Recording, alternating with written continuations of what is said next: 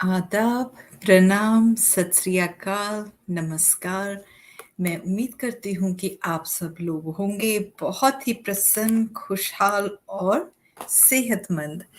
जी, सब लोग जुड़ गए हैं। साफिया बहन, आपका बहुत बहुत वेलकम, नमस्कार, आदाब।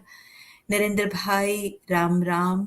काजी सलीम भाई, आदाब, प्रणाम। और इंडिया, देवांशु भाई, नमस्कार, प्रणाम, गुड मॉर्निंग भाई। तो चलिए, आज का हम फिर वीडियो शुरू करते हैं यहाँ पर। और अभी जो हमने नई सीरीज शुरू की है वो है कथा उपनिषद के ऊपर। स्वामी सर्वप्रियानंद जी की हम वीडियोस देख रहे हैं। और स्वामी सर्वप्रियानंद जी जो हैं वो वेदांत के, एक तरह से कहूँ तो वर्ल्ड में one of the best known authorities हैं वेदांता पे। और उनकी बहुत गहरी पकड़ है वेदांता पे। हार्वर्ड तक में उन्होंने स्टडी की है, यूनाइटेड नेशंस में उनको इनवाइट किया जा चुका है इस पे बोलने के लिए। और वर्ल्ड फेमस है वो जो ये काम करते हैं। तो he is really a gem. हम बहुत खुश नसीब हैं कि हमें स्वामी सर्वप्रियानंदा जी जैसे से वेदांत के बारे में सीखने को मिल रहा है, जो कि बहुत ही डायरेक्ट पैथ है नॉलेज का और इस जीवन चक्र स्ट्रेस से निकलने के लिए। तो बिना किसी डिले के शुरू करते हैं स्वामी सर्वप्रियानंद जी का।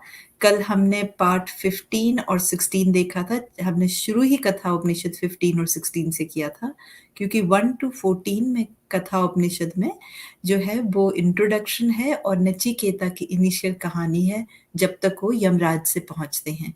जीवन मरण का रहस्य, मौत के बाद क्या होता है, मोक्ष की प्राप्ति क्यों हो, कैसे हो, ये 15th चैप्टर में शुरू होता है। तो हमने वहां से शुरू किया था। तो चलिए हम अब अपना नेक्स्ट एपिसोड देखते हैं।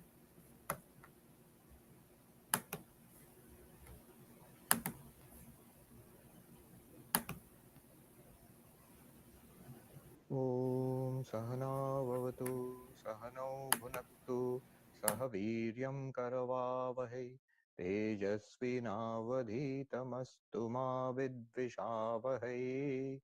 ॐ शान्ति शान्ति शान्तिः। Om. May the Lord protect us both teacher and taught together. May the Lord give us the benefit of this knowledge together.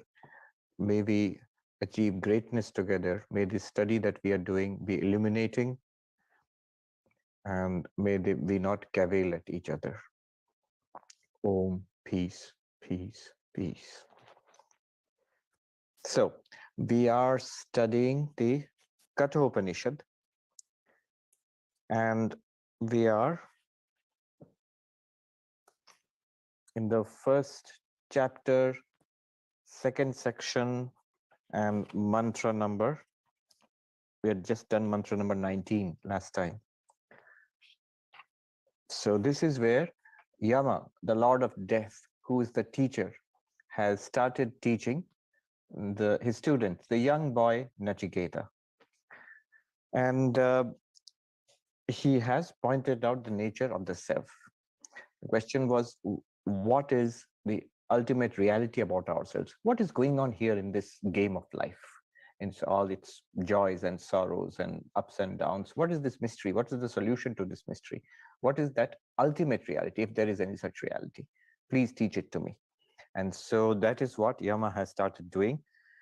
And in the 18th mantra, Najayate mriyate va vipaschit, he says, the self, the ultimate reality is that you are consciousness, you are awareness.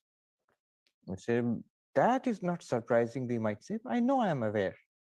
But yes, but you know you are aware as a conglomeration, as a mixture of many things. You are aware, but you also think, you also feel, you also have memories, you have a personality, you have a body, you are located in time and space, you have a particular identity, a passport, a biodata, a whole story which goes with it. This is the kind of awareness you think you are. But that's not what we are speaking about. Immediately he says, you are aware, vipaschit, you are consciousness itself. But na jayate mriyate. You're not born, you do not die. Now that's something we did not know about ourselves. We are very clear that we and others like ourselves, all human beings, all living beings, are born and we die. But he says, no, you are this consciousness which is not born, which does not die. Nayam kutaschit na babhuva kaschit. Even more stunning, he said that this consciousness is not a product, not a process in your brain, not produced in your brain and nervous system. It may act through with your brain and nervous system, but it is not a product or a process in your physical body. It's not an epiphenomenon, not a byproduct of biochemical processes in your body. It has not come from there. Nayam kutaschit. Na babhuva kaschit. Nothing has come from that. You see, the whole of religion, whole of science is cause and effect. There is some cause, ultimately call it the Big Bang, or religious people will call it God. And from that cause has come an effect. What is effect? All this that we see, our bodies and minds, this entire world, this life which we call, is an effect. And there's a cause behind it. And he says nothing has come from consciousness, and consciousness itself has not come from anything. So is it some isolated thing and everything else is going on without it? But no, it is the only reality there is. Therefore, everything that we see, everything that we experience is an appearance in consciousness. It's not a second reality apart from consciousness, not something that has come out of consciousness, not something that is produced from consciousness. No, nothing is produced from the Atman, the ultimate reality of pure consciousness. Everything is an appearance in it, does not constitute a second reality, a product of it.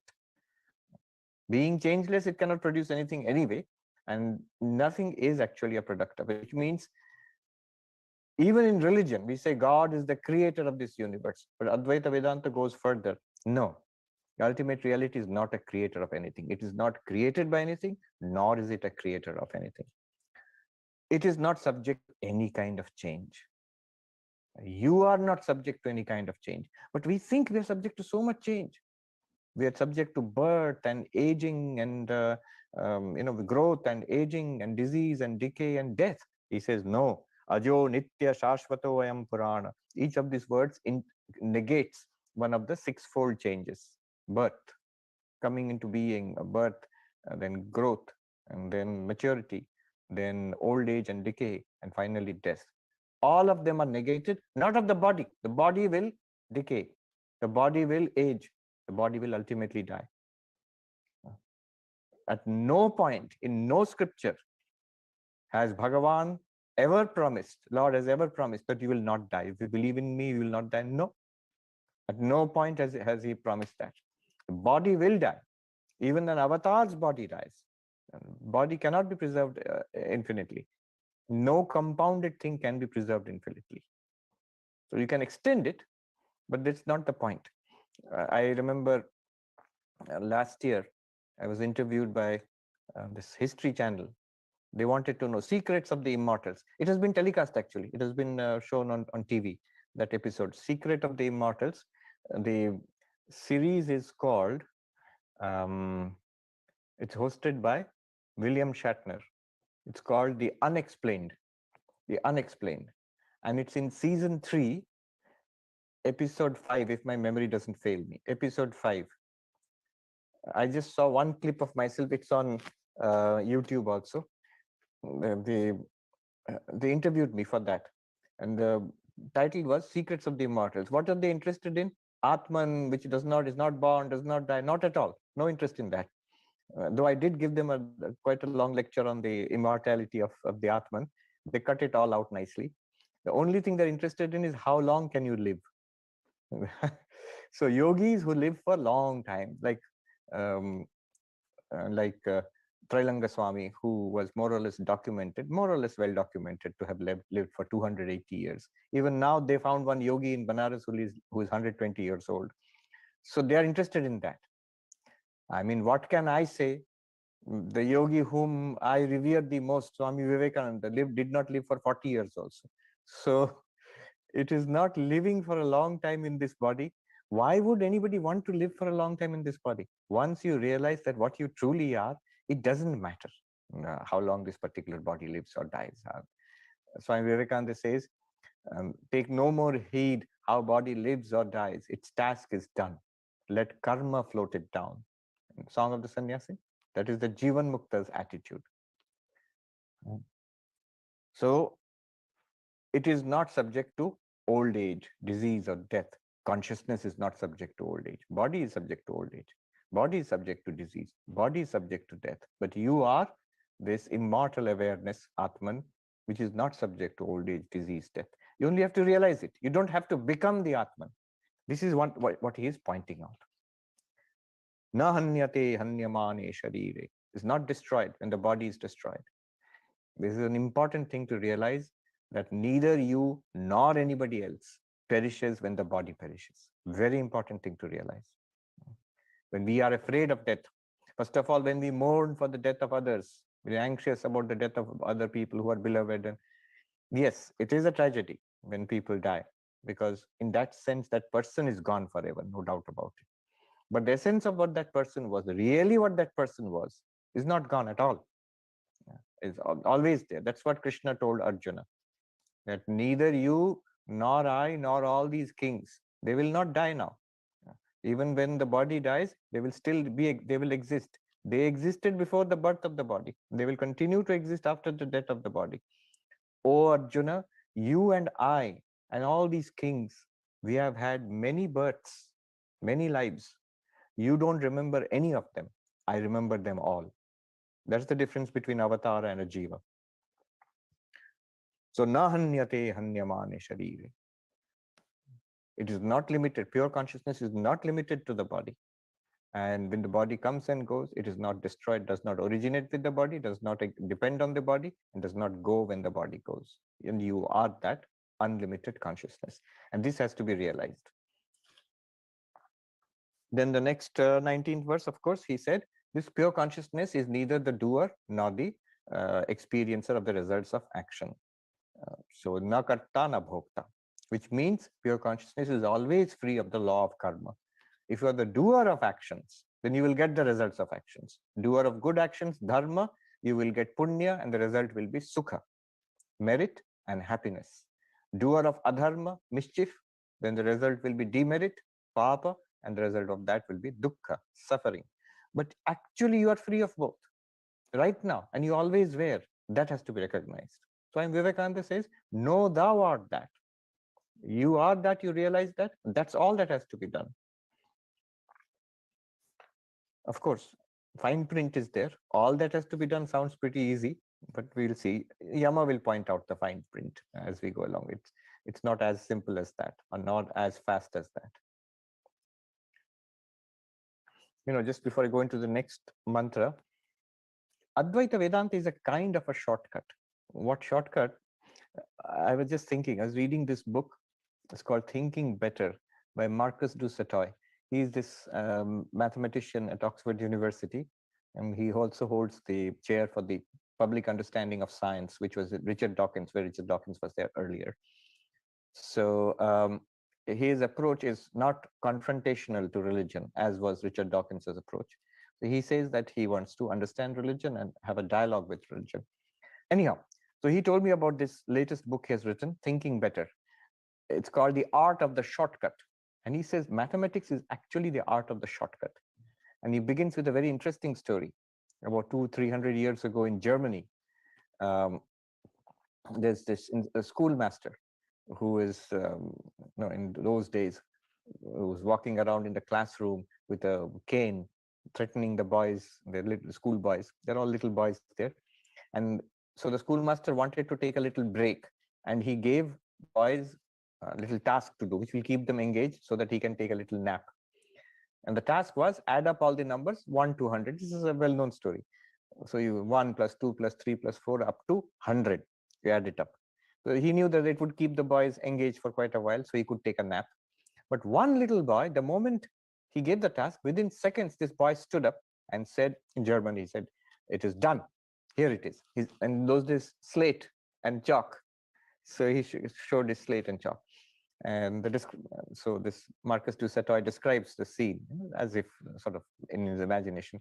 He says the schoolmaster with his cane threatening, he came up, how dare you be so impertinent, you boy. Let me see. And he saw correct answer. What is it? 5055, I think, 5050 or something like that. One up, if you add up 1 to 100. And we know 5050, yes, our mathematician Abhijit ji is there. Immediately 5050, he said. And the story, of course, he knows the story, I'm sure. What the boy did was he found, immediately saw a shortcut. That little boy, the shortcut is, instead of adding 1 plus 2 plus 3 plus 4, it will be difficult, long winded process. He suddenly saw, if you add the first and the last 1 and 100, you'll get 101. If you add the second and the second last 2 plus 99, you'll get 101. 3 plus 98, you will get 101. So each pair, if you add from the beginning and the end, you will get 101. How many such pairs are there? 100 numbers, so 50 pairs. So 50 into 101 directly is 5050, and he wrote the answer. So this is a shortcut, brilliant insight.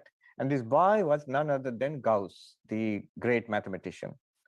So anyway, so he begins the story like that, and he says all of mathematics basically is this art of the shortcut.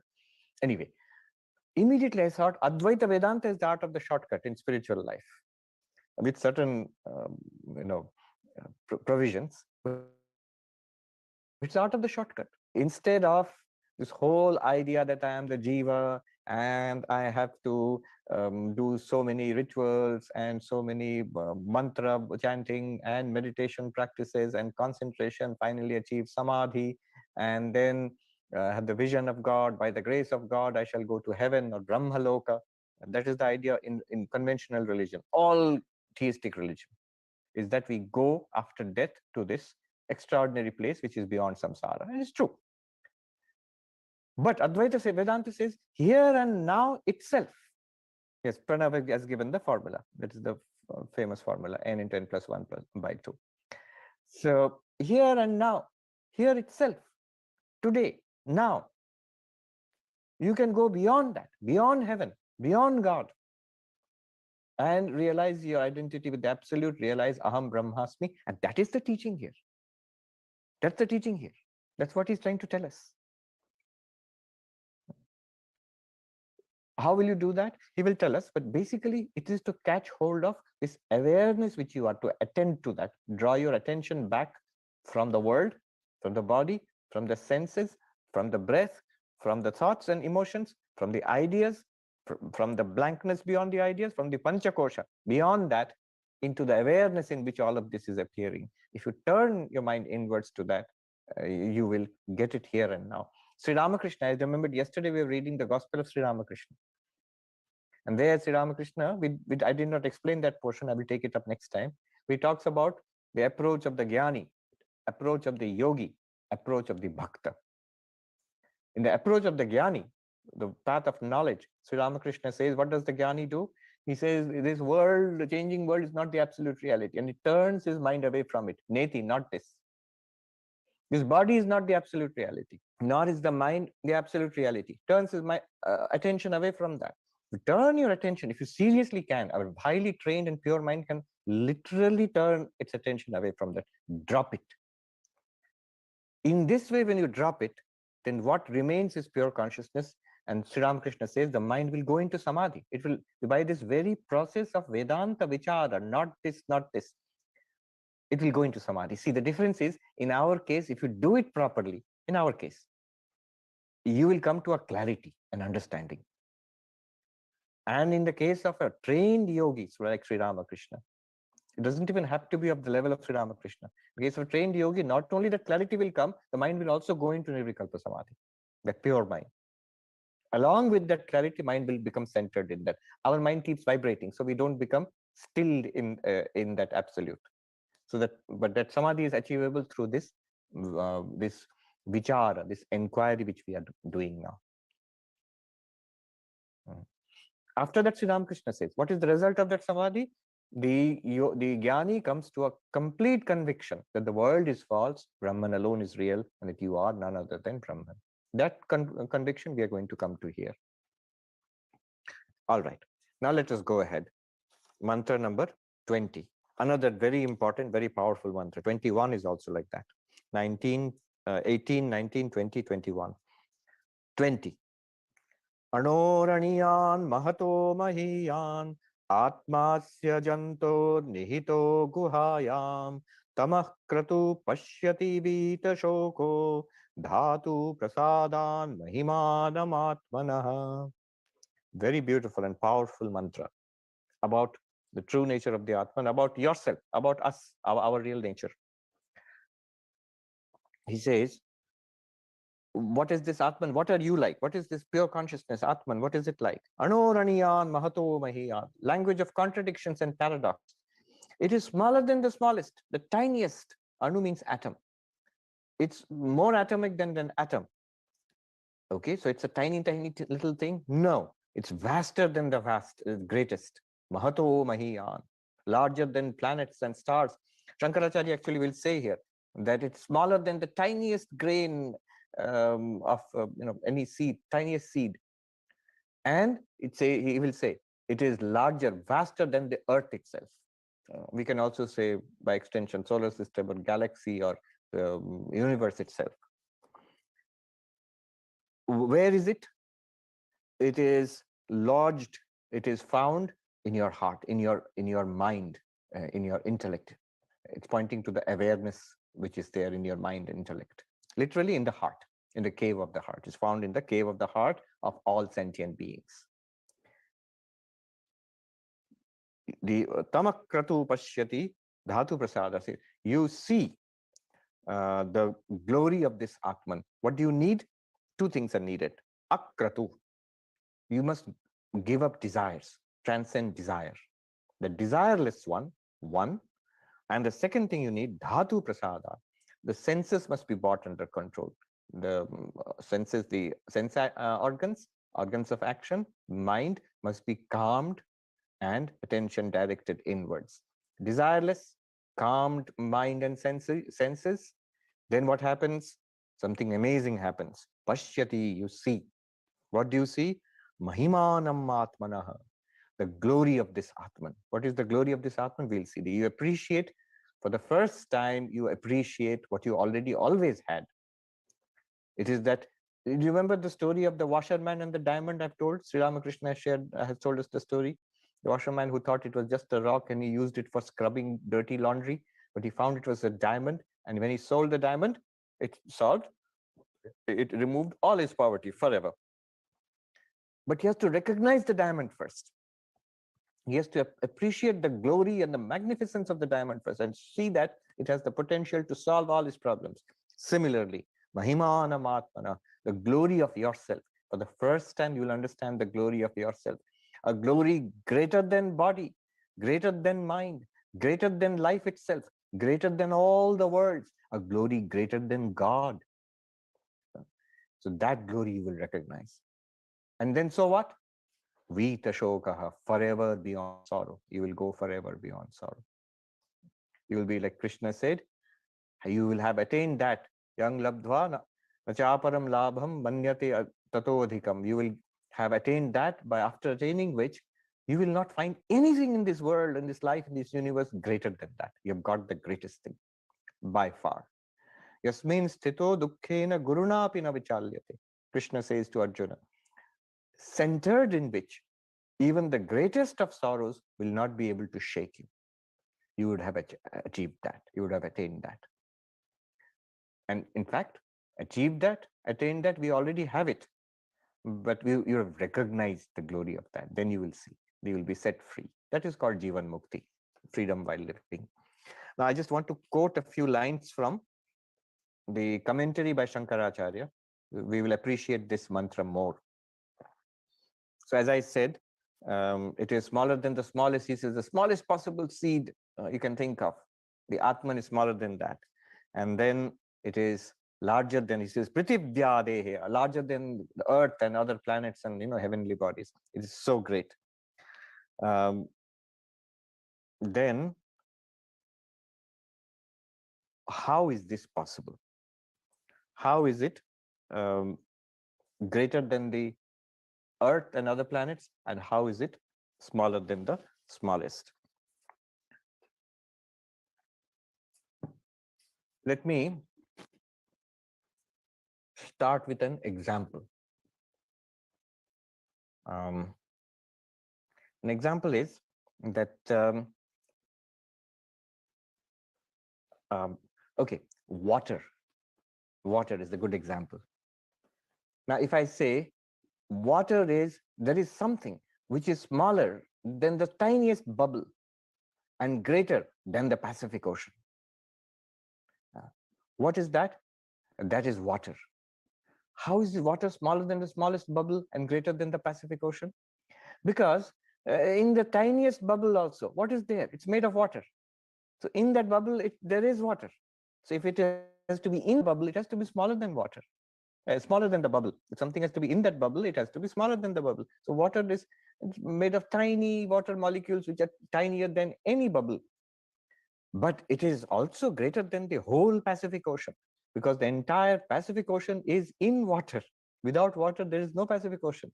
But the water exists outside the Pacific Ocean. It exists in the Atlantic and the Indian Ocean also. It exists in the atmosphere as water vapor. It exists in your glass as the glass of water. So water is greater, vaster in extent than the Pacific Ocean. So great, and yet it is tinier than the bubble. Now, what does that mean? It means all things are, all this bubble, waves, Pacific Ocean, these are names and forms. The reality of them is water. So the reality, the existence of all of these things is water. Water is not a part of the Pacific Ocean. It's not a part of that bubble, not a little something inside the bubble. No, it is the Pacific Ocean. It is the bubble. It is their very existence. Similarly, there is something which is the very existence of the entire universe. And when you look around, you will see what I mean by that is Sat, being, existence itself. And you say, body is sitting on the chair. Chair is. If the chair is not, then it would fall flat on the floor. Chair is. The floor is. Even empty space is. So everything that surrounds us, whatever you can see, hear, smell, taste, touch, is. In some sense, the thoughts also. A thought is. Otherwise, you would not experience it. Emotion is. So, isness. Now, this is not the way we normally think. We think, yes, a table has existence. But Advaita Vedanta would say existence appears as the table. See, which is more correct? Bubble has water, or water is appearing as the bubble? Water is appearing as the bubble. It's not that bubble is a thing in which water has been put. Like bubble is like a bowl in which a drop of water has been put. No, a bubble is a drop of water, nothing other than water. A wave is water. The ocean is water, basically. The ornaments are gold. Its ornament is not a thing. A necklace is not a thing in which some gold has been put. It is gold. A clay pot is not a pot inside which you have put a little bit of clay. No, it is clay. It is the very existence of the pot. And without this, the pot would not exist. Without the gold, ornament would not exist. Without the water, neither the bubble nor the wave would exist. Similarly, there is this being, existence, which you are actually experiencing all the time. All around us, we are living in an ocean of existence in which various names and forms and activities are appearing, playing around, and disappearing. In this screen, movie screen of existence, pure being, names and forms are appearing and activities are going on, but they are all nothing other than this pure being. They are just like a movie playing on a screen. The movie appears from the screen, in the screen, and disappears back into the screen. All the time, it was nothing other than the movie screen. All the time, it was nothing other than this one undivided pure being in which appears all these names and forms. All these things, they seem to exist, they borrow their existence from pure being or Sat. And they, without that pure being, just as without water, the bubble will disappear, the entire Pacific Ocean will disappear without water. Similarly, without this pure being, without existence, the tiniest atom will disappear, and the vast thing like the earth also will disappear. Now, all this what I said, look, Shankaracharya just says in a half a phrase. He says in one sentence, Anu Mahadva Yadasti Loke. Whatever exists in this universe, whatever real thing you think exists in this universe, tiny atoms, Mahat, vast things like planets, whatever exists in this universe, tat teneva atmana nityena atmavat sambhavati. It is by that very Atman, all these things get their existence. Otherwise, tadatmana vinirmuktam asat sampadyate. Without that Atman, without that pure being, they all become asat, non-existent. Just like without water, drop of bubbles will become non-existent, the entire ocean will become non-existent. That is the power of water. Without pure being, without existence, this entire universe will become non-existent. Tiniest atom will disappear, the vastest galaxy will disappear. Simple logic. If you take isness away from something, what will happen? It will become is not. It will just become a name and form. A name and form do not hang like ghosts in the air. They will disappear immediately. He says straight away, Atmana vinirmuktam, freed of, released from being, asat sampadyate. They disappear into nothingness. The entire universe, the tiniest thing and the greatest thing disappear into nothingness. Now, a deep concept. Upadhi. Let me explain the meaning of upadhi. See, what is going on here is what Yama wants to teach the Atman, our real nature, is beyond language. It's there. It's right here. That's the crazy paradox of it. It's absolutely clear. For the enlightened person, it's absolutely clear. But the problem remains, how will that enlightened person communicate it to us? How will Yama communicate it to Nachiketa? And through that to us? What's wrong? Can't he just tell us? He can't. All language is meant for name, form, and activity. All language functions in duality. You see, just now what I had to, the example I had to give, water for all the waves and drops and water bubbles and ocean, or clay and pot, ornament and gold. And I had to say existence is the reality which appears as tables, chairs, human beings, planets, and atoms.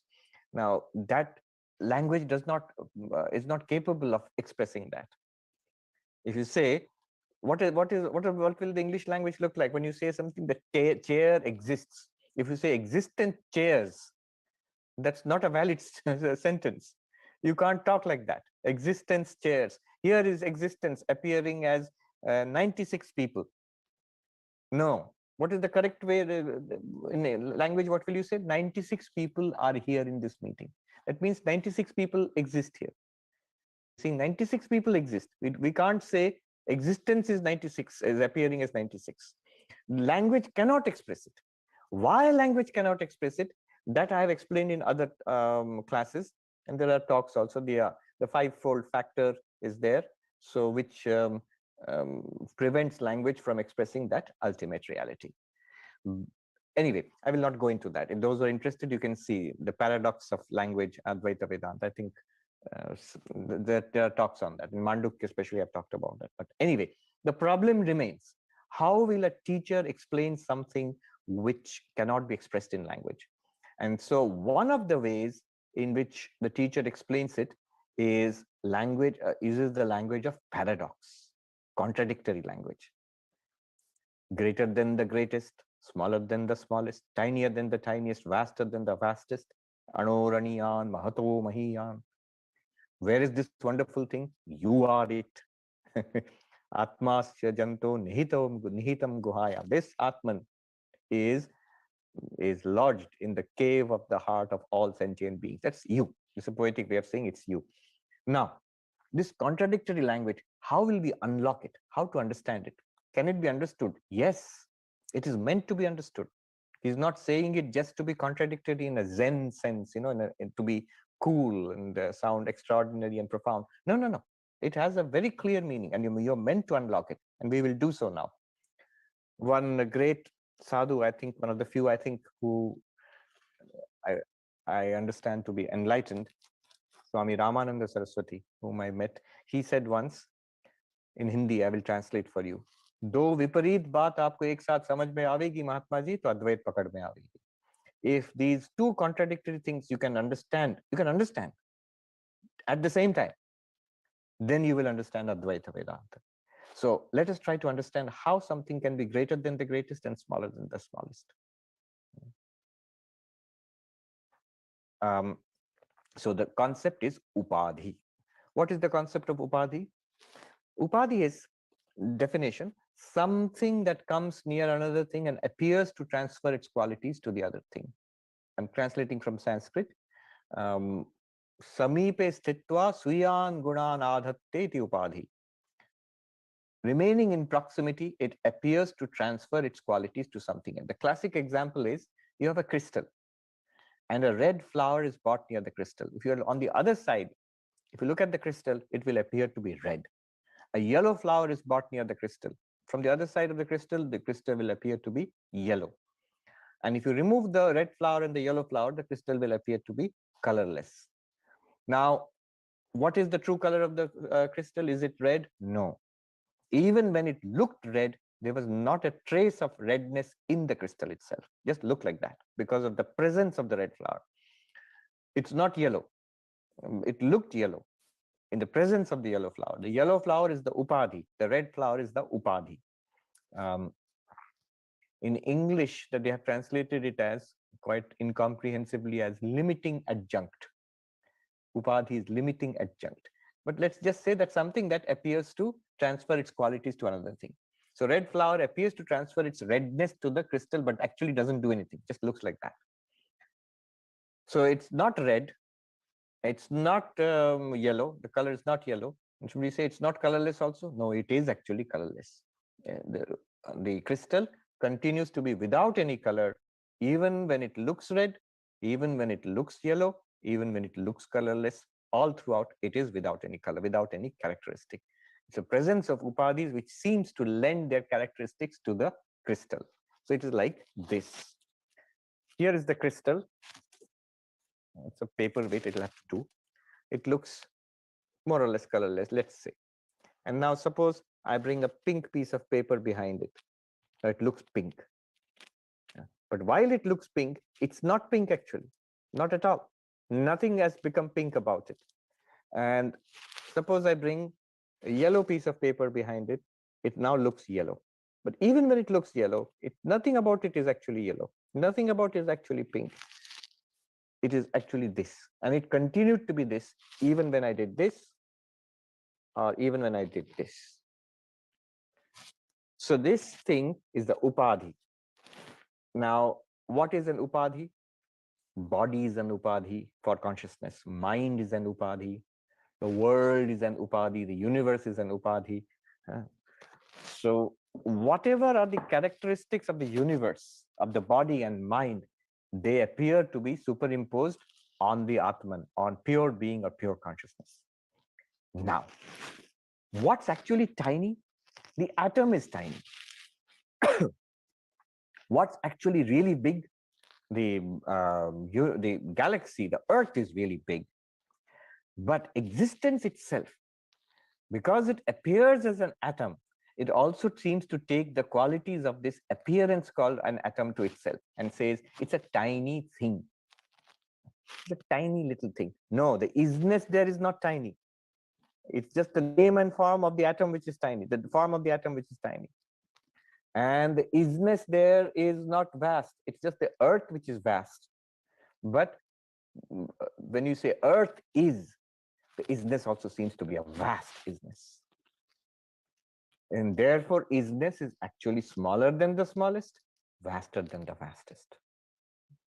The smallness and vastness, which are contradictory qualities, both are appearing in isness, in existence, in atma. The Sanskrit word is sat. Both are appearing, but they are coming because of the upadhi. Upadhi of what? Tiny atom and vast earth or galaxy. These are names and forms. They are upadhis. They seem to transfer their qualities. Exactly like that. Not only qualities, activities. So on in a movie screen, somebody's driving a car. Now, is the screen driving the car? No. And yet, without the screen, other than the screen, there's nothing there. So in a certain sense, the screen is doing the action. It drove the car from this place to that place. But in reality, screen didn't do anything at all. It's the presence of the picture which seems to give that quality. It's the upadhi which seems to give that quality to the screen. It seems to give the quality to body, mind, word, gives that quality to existence, to consciousness. So all of this, Shankaracharya explains again in one sentence. Tasmad tasoeva atma anoraniyan mahato mahiyan sarva nama rupa vastu upadhikatvat. Simple. It says, because of the names and forms, the Atman itself seems to be smaller than the smallest, greater than the greatest. These are contradictory qualities. They belong to the upadhis and they appear in the Atman, and they are being used to indicate the Atman. If you say tiny, the atom is tiny. If you say vast, the sky or the earth or galaxies are vast. But tinier than the tiniest and greater than the greatest, vaster than the vastest, then you have to get rid of all upadhis. You have to see that what is behind the upadhi. It is just like saying the crystal. What is the crystal? The crystal is that which is pink and that which is yellow. The same one. It is yellow and it is pink. How can the same crystal be yellow and pink? Only if the crystal is neither. It only appears to be yellow in the presence of a yellow paper, appears to be pink in the presence of a pink paper. That is upadhi. That is the magic of upadhis. You might say, where do these upadhis come from? And the answer is they don't. Remember, nothing comes from the Atman. It's a display of Maya. It's the movie. It's the dream. It's the names and forms which flash in consciousness and generate this magic display. So Atman alone is the reality. It is existence and it is consciousness. The same thing. Pure existence and pure being are the same thing. Just a little point here. How can consciousness and existence be the same thing? Normally, it's not the same thing. So I think I am conscious, and there are these tables and chairs which all exist, but don't seem to be conscious. And I both exist and am conscious. But no, think about your dream example.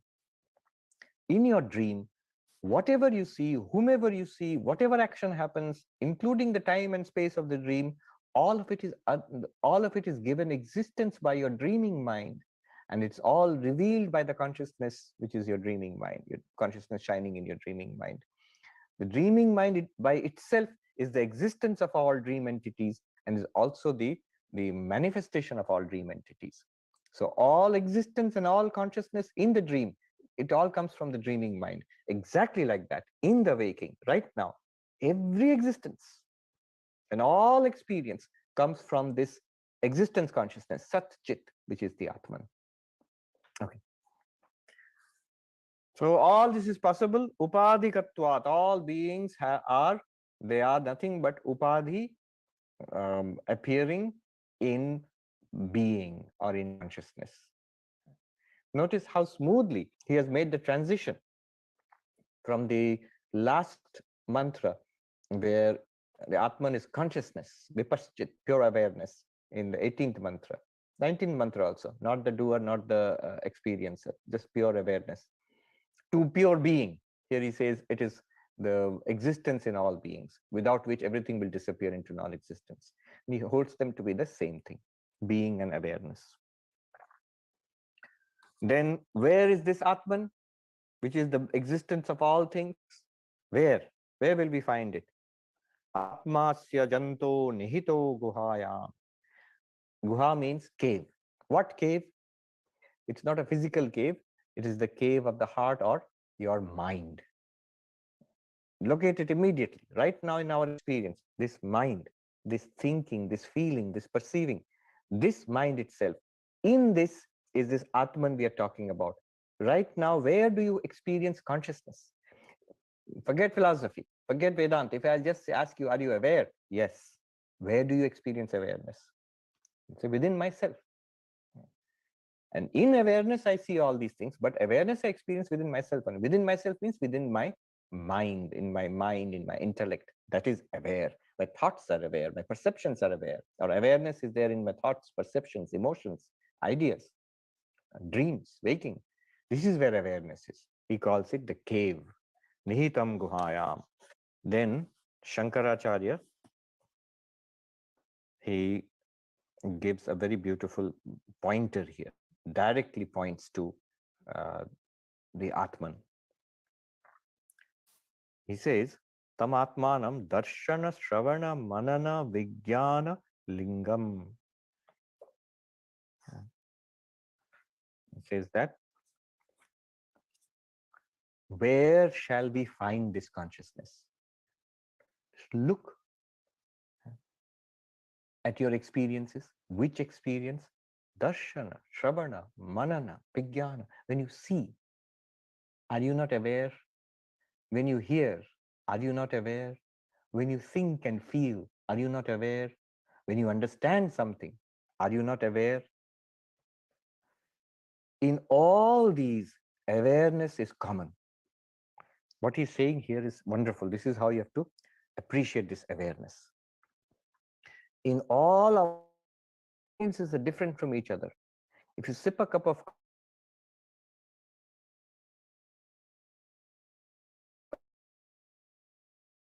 and the beauty of the color of the flower, they're different experiences. Yet what is common to both? In that you are aware when you're sipping coffee and you had the experience of drinking coffee, and when you're looking at the flower, you are aware. In every sensory experience, awareness is there. Sensory experiences differ from each other. Does the awareness differ? A Buddhist will say, no, but that awareness comes and goes with the sensory experience. But no, if it comes and goes with the sensory experience, between two sensory experiences, is there awareness or not? Yes. Otherwise, the between also would not be clear. That these are discrete sensory experience three. How are you saying it's 1, 2, 3, 4 experience unless you see that there's a cut between each? If there's a cut, you're experiencing that gap. What experience is that gap? That absence of the sensory experience, the presence of a experience, some particular experience, absence of some particular experience. Presence and absence are both noticed by the same awareness. Internally, thoughts, feelings, emotions, ideas, desires, happiness, misery, they're all different from each other. And they're all coming in a rush, in a stream. But awareness is common to all of it. Without it, you would not experience any of it. So in all these things, learn to recognize that one common unchanging awareness. It's like the washerman saying, if you say that you have this magnificent diamond in your possession, which will remove all your problems. When the washerman asks, where do I find it, this diamond? You have it. Where? Look at the rock you're using to scrub your dirty laundry with. That rock which you scrubbed the shirt, and that rock which you scrubbed the trousers, and you scrubbed the shawl and whatnot, all the dhoti, all the things that you scrubbed, same rock. Look at it. You'll begin to see it's not an ordinary rock. This consciousness which we have, Shankaracharya just points out, look at the awareness you have in seeing, in hearing, in thinking, in understanding. Tamatmanam darshana shravana manana vijnana lingam. Lingam means it is noticed in, signed, indicated by. Then what do? You need two things here. One is akratu. Akratu, kratu means all sorts of desires, laukika, vaidika. Worldly desires, I want money and security and achievement and appreciation in this world and health and all of that. And Vedika desires means desires of religious kind. That means after death, I will go to heaven. So all sorts of desires, here and hereafter, they're covered by the term kratu. And akratu means who gives it all up. Basically, what is the enjoyment of desires? It is that same Atman. You want to bring different upadhis and color it in different ways. Actually, you're not coloring anything. The Atman remains absolutely same. You want to play different films. Once one recognizes that, one realizes that everything that you do and everything that you experience is already potentially is there as a form of appearance in consciousness. There's not one thing that you can add to consciousness. Consciousness cannot be increased by any of our actions, by any achievement in the world, nor can it be decreased. With that understanding, let go of these worldly and otherworldly desires. They do not add anything to us. They only serve to distract us. So the attention gets turned outwards and it flows outwards through our mind and our senses, and therefore we do not see the Atman. Later on, he will say that our senses, in the Kathopanishad itself, our senses are turned outwards. So our mind flows outwards and consciousness is directed through the mind and the senses outwards. And therefore you do not notice that one common consciousness behind all experiences. So akratu, one must transcend desire. And then control of the senses. He says dhatu prasada. Dhatu is a technical word here. He says, Shankaracharya says, mana adini karanani. 5 sense organs, 5 motor organs, mind. These he calls them dhatavaha. Literally, dhatu means material. Sharirasya dharanat, because the sensory system is the one which sustains the body. Because of that, you feel you are embodied. If you had no senses and power of action, power of sensation, power of action, we would not feel identified with the body itself. So this sensory system must be brought under control. This continuous trying to see and hear and smell and taste and touch, trying to walk and do things, continuously consciousness is being turned outwards through this outward focused mind body. This must be brought under control, and this yogic meditation is very useful here. Again, what Sri Ramakrishna said, through meditation, the yogi tries to do it, and the jnani does through this kind of analysis, that I am not the body, not the mind, not the senses. Then you begin to appreciate.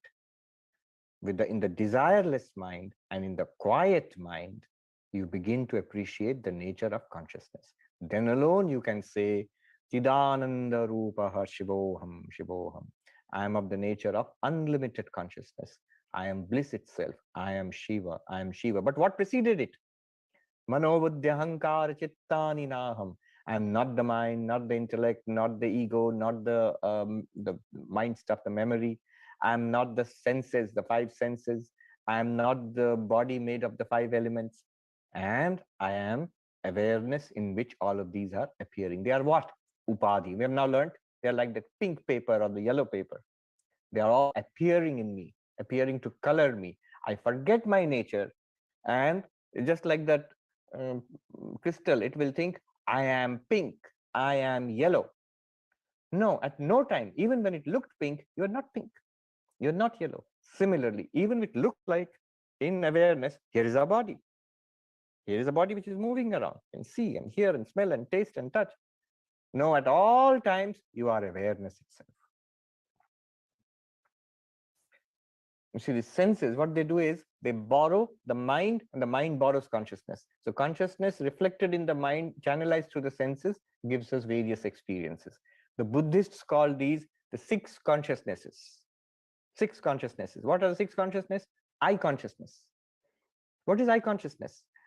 You, the pure consciousness, reflected in the mind, connected to the eye. When the eye sees something, you get a conscious experience of seeing.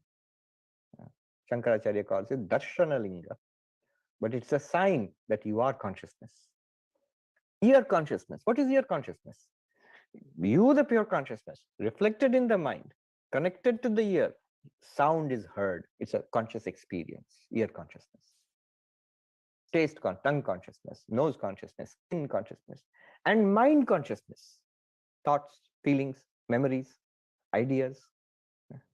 All of these are useful, but they are not you. Buddhist just shows you there is no atma in any of these consciousnesses. This is Vijnana Skandha, it calls it, one of the Pancha Skandha, Vijnana Skandha. 6 consciousnesses, there's no Atma there. And Vedanta agrees completely. None of this is Atma. Atma is the one unlimited awareness, which is reflected and channeled through the mind and the senses, and gives us this variety of experiences. Okay. Once one realizes this, one sees, one must appreciate Mahimanam Atmanaha. Mahimanam Atmana means the glory of the Atman. You must appreciate the glory of the diamond. Then only you will realize, the washerman will realize, what an amazing treasure I have got. If I encash that, my troubles will be over forever. What is the glory of the Atma? Already Yama has told us. Na jayate mriyate va kadachit. This Atman, this consciousness, this being is not born. Body is born. It's not, does not die. Body dies. It is unchanging. It's the body which changes. It is the mind which changes continuously. Mind which goes through ups and downs. It puts up a great magic show. I do not change with it. You stick to it. You see, that's why a trained mind is necessary, because attention has to be given up, given to the unchanging nature of the Atman, the ever-free nature of the Atman. To recognize the glory of the Atman, must be attention there. And attention has been given, can be given only by the mind. It's the mind and the intellect which we are using here. And that's why this akratu and dhatu prasada, the 2 terms used here, the desirelessness in the mind and the discipline of the mind, disciplined in meditation, in calmness, that is necessary. Otherwise, a flickering mind means flickering attention, and we will keep getting distracted. It requires careful attention, at least to recognize it the first time. Once you have recognized yourself as pure consciousness, you will never mistake it. Swami Vivekananda calls it like a trick picture. Once you see that what is there, you cannot be fooled again. You know what is a trick picture? Have you seen? It looks like a jumble of shapes. But if you say, if you look carefully, there will be Shiva there, or there will be Parvati and Shiva, you can see, or Krishna and Radha there. I've seen such pictures. They're sold in, like little novelty shops outside temples. So it looks like a jumble of shapes, like little patterns and color. If you look carefully, suddenly the pattern will emerge. Maybe a tree will emerge, or a tiger will emerge, something will emerge. Do you know what I'm talking about? Such trick pictures are there. But once you have seen the pattern, next time it is shown to you, it does not take long for you to recognize it. You know the way of looking at it. Similarly, he says enlightenment is like that. You are it right now. Once you get it, you can't be fooled anymore. In every situation, no matter how bad, how tragic, how full of anxiety or worry, you can immediately recognize, oh, here is my old friend, pure consciousness, pure being.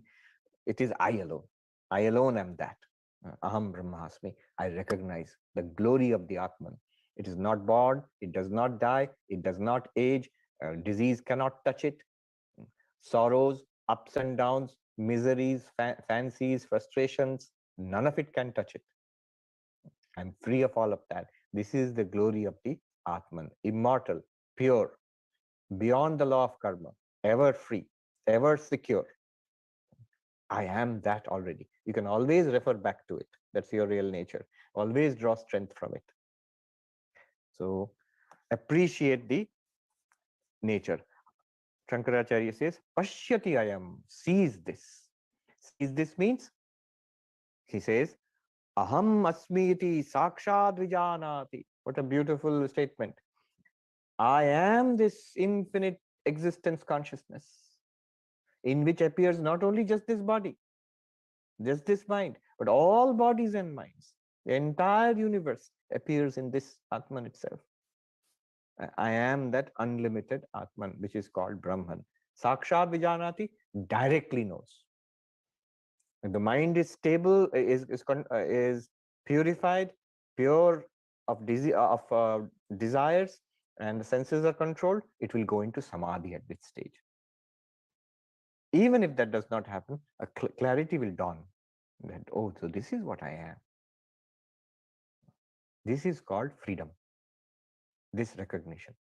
after that, if you live in this light, you are called Jivan Mukta, called a Jivan Mukta, free while living.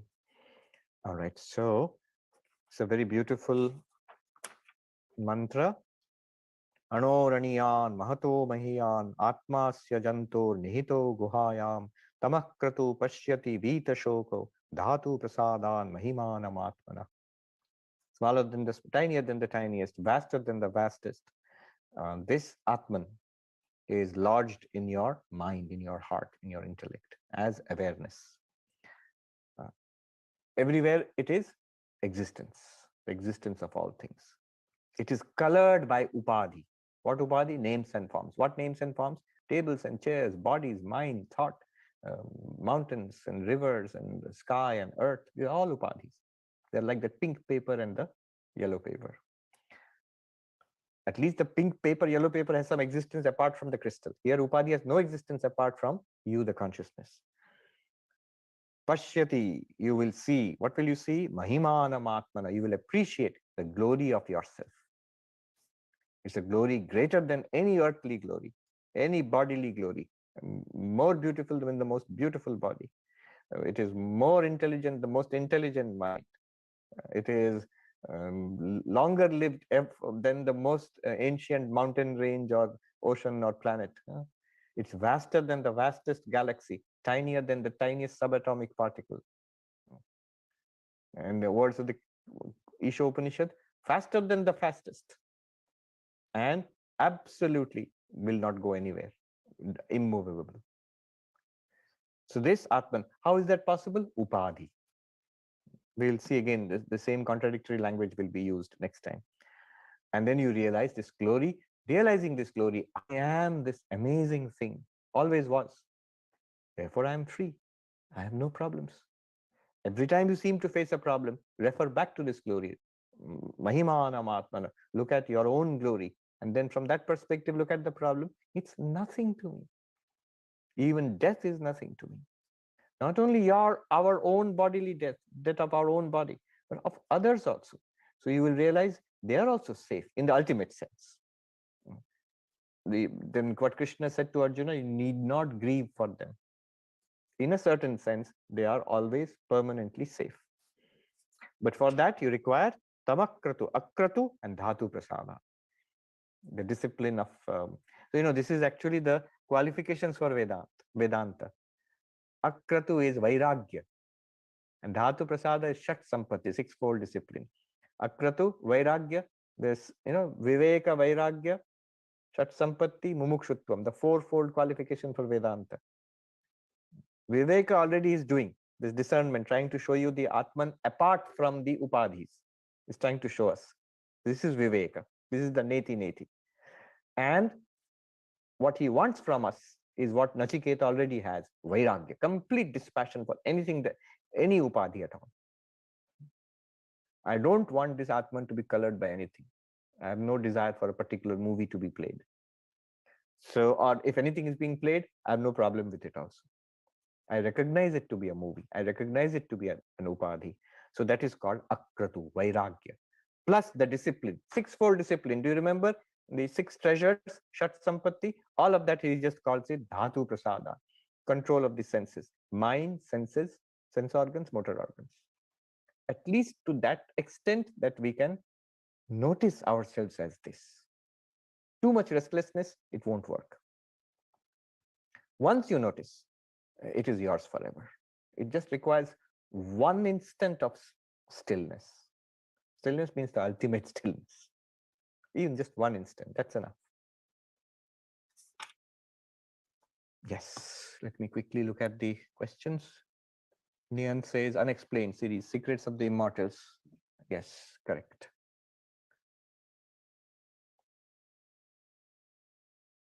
Gaurav says, going through the cycle of birth and death refers to subtle and causal body which are not destroyed after this body dies.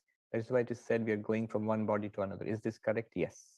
If this is correct, then our goal is the destruction of the subtle and causal body which somehow continue to exist.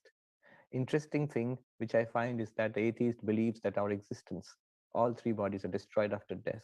But Vedanta says that they are not, and we are finding solutions for this problem. Did you understand it correctly? Almost. One more thing you need to understand. What Vedanta says is, we are none of these three bodies. We are not the physical body, we are not the subtle body, we are not the causal body. You have to, see, when you say, I have to destroy the physical body, subtle body, and causal body, what destruction? When I have to be free of the movie, what is the freedom from the movie? Switch off the movie. Or realize it's a movie. Doesn't matter. From the perspective of the screen, no matter what movie you play or do not play a movie, the screen is perfectly the same thing. You, which is being and consciousness, is always the same reality. It does not matter if subtle, causal, subtle, and physical bodies appear and disappear. You're none of it. Once you realize that, you're no longer caught in a particular causal and subtle body. Yes. It is actually the destruction of the causal body. Why? Causal body is ignorance, ignorance of a real nature.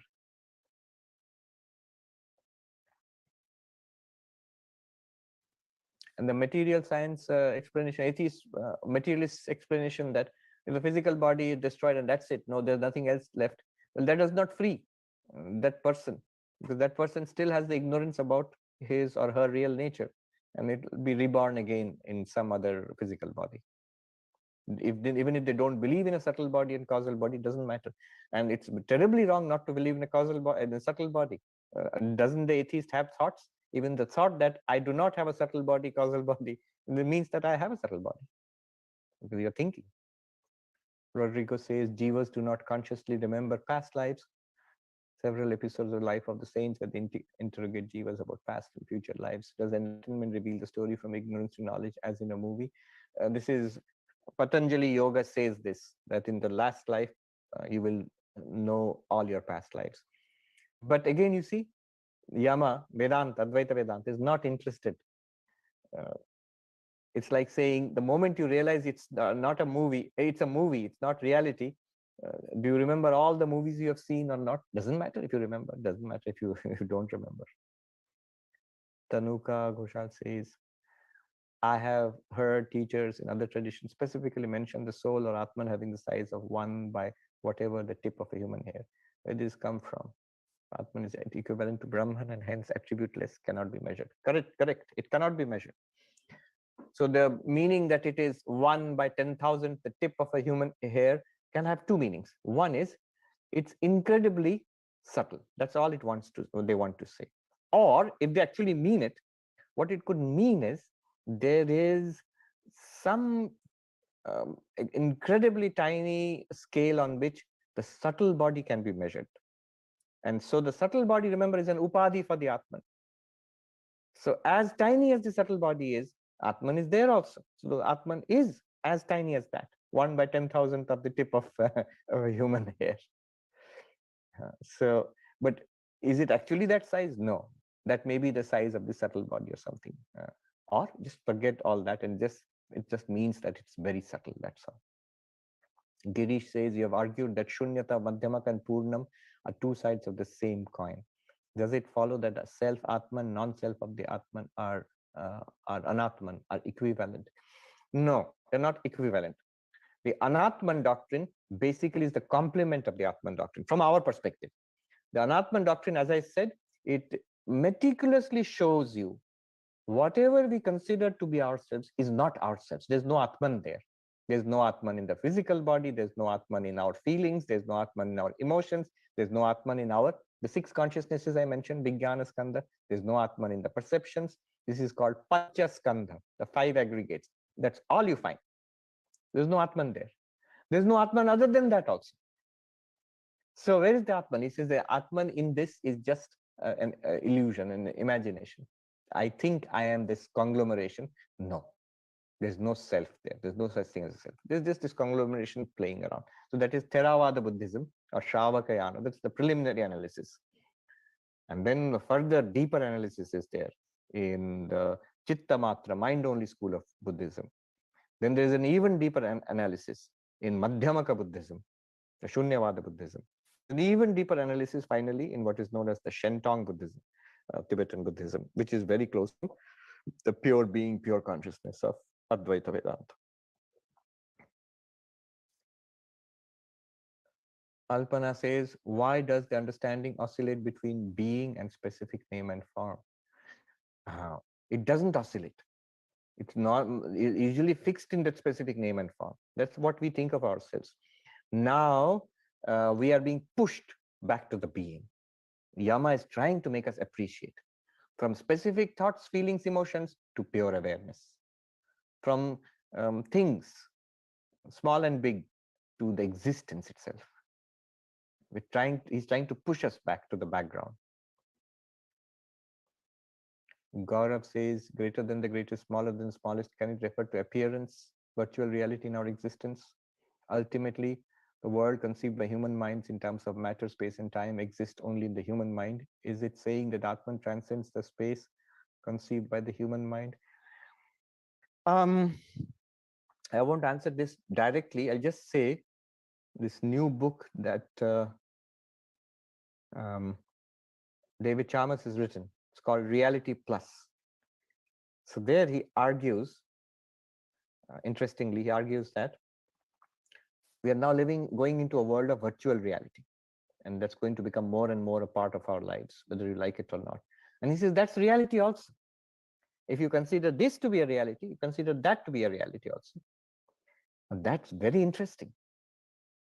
If you consider that to be a reality, virtual reality, meta reality, and this is also to be the same another reality, in that case, you are saying both are equally false.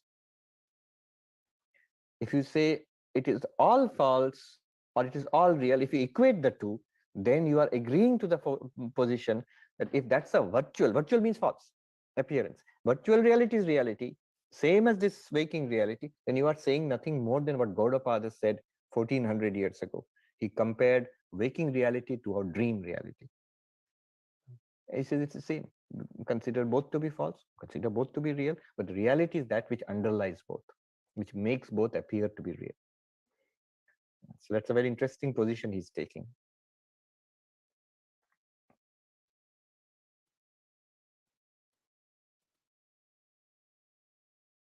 Wouldn't it be right to say that the upadhis are used to reveal that Atman has no limitations? Wonderful. Rodrigo has made a tremendous statement here. Upadhis trap us in Maya. They trap us in samsara. But here what he's doing is, Yama is using the upadhis. Shankaracharya is using the upadhis to reveal the Atman. What is upadhi? What does upadhi do to us? And there is a tiny little being. I'm a tiny little being. Here is a vast universe. And this tininess has come because of the body. Vastness has come because of stars and planets and galaxies. Now, showing that the body and stars and planets and galaxies are upadhis, there's only one reality. Then he says, you're tinier than the tiniest. You are vaster than the vastest. Just like water is tinier than the bubble and vaster than the Pacific Ocean. What did I do? I pointed to the water by using bubble and Pacific Ocean. Exactly right. Shankaracharya has done that. Of course, Yama is doing that, using the upadhis themselves and contradicting them and pointing to something underlying them. Good.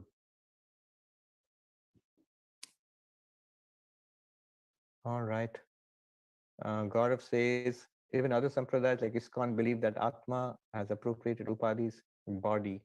They believe body exists and Atma has entered the body and will leave it after death. Uniqueness of Advaita is that upadhis are appearance like dream and have no ultimate reality. Correct. And this is a term which is actually quite widespread. Even in a common day-to-day language, in Hindi, Bengali, upadhi means your title. So if you have a PhD degree, for example, that's your upadhi. Notice how the original meaning is still present in a little bit.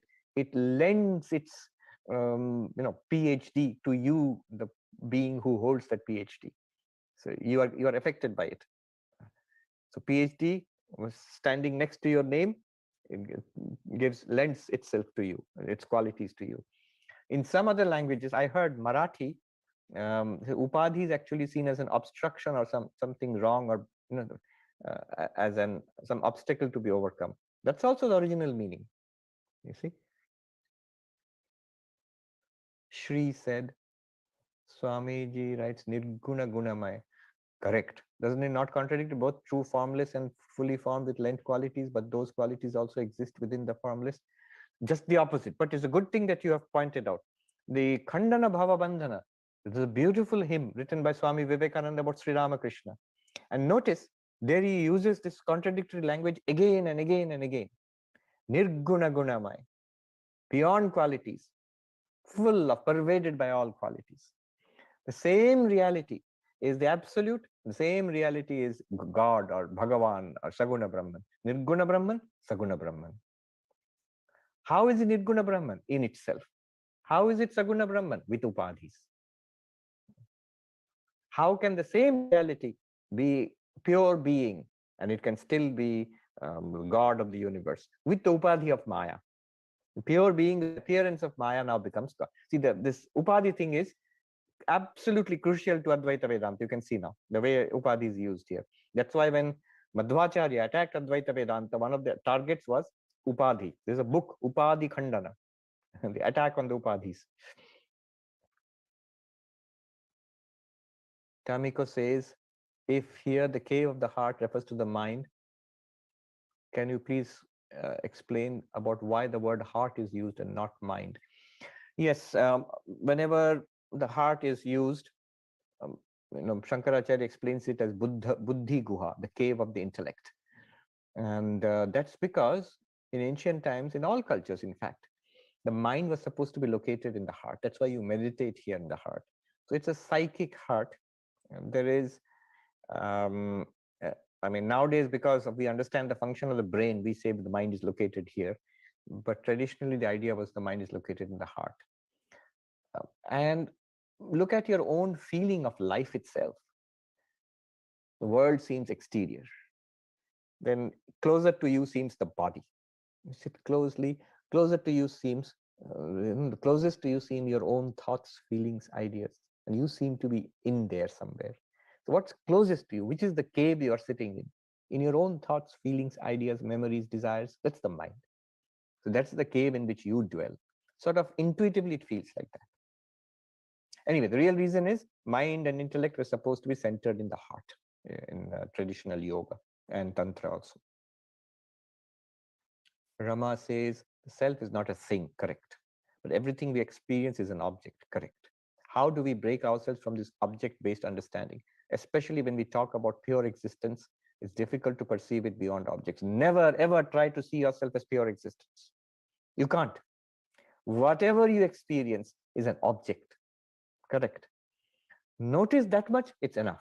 You are none of the objects.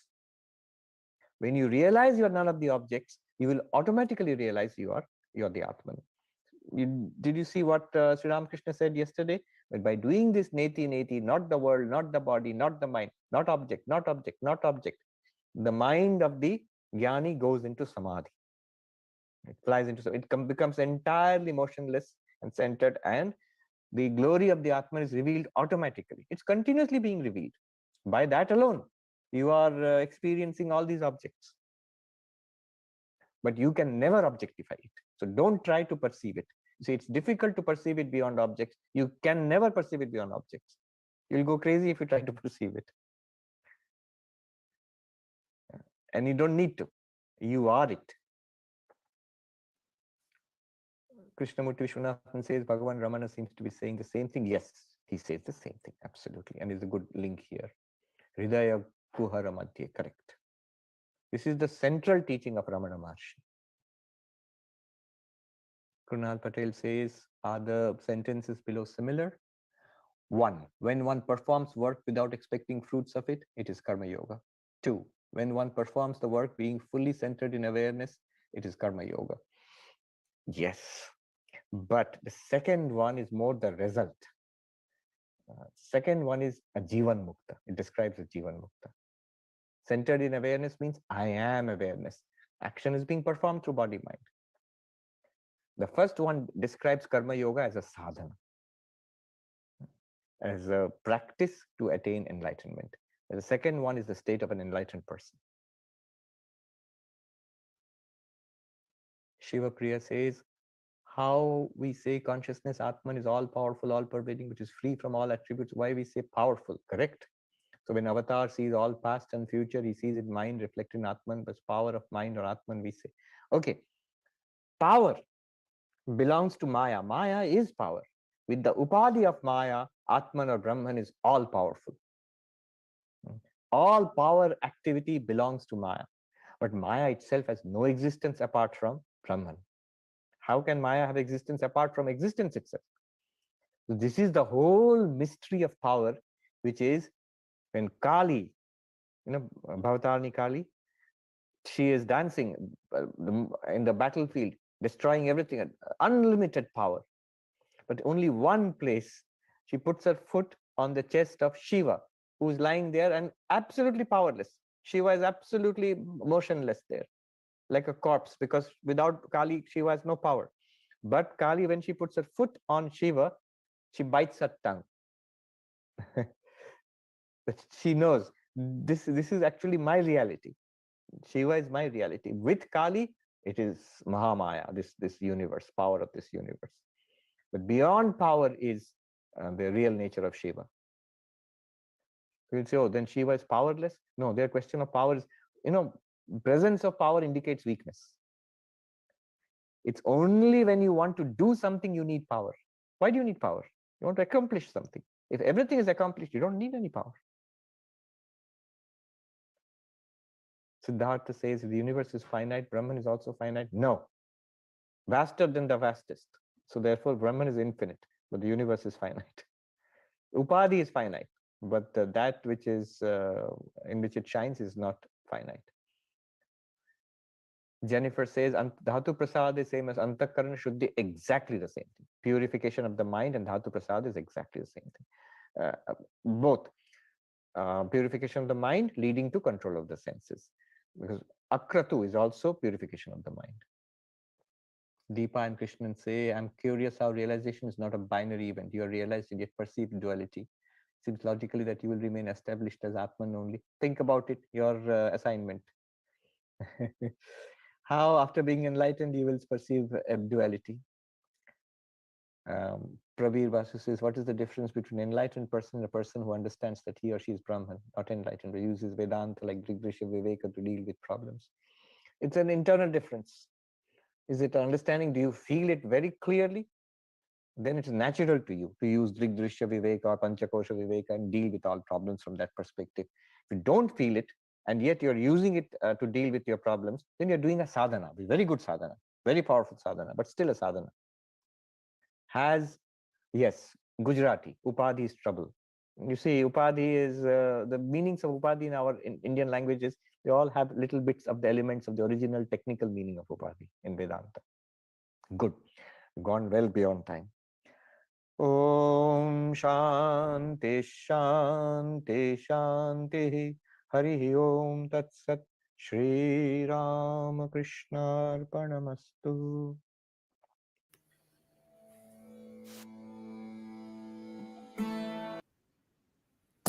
Next video शुरू करते हैं इसको मैं share करती हूँ आपके साथ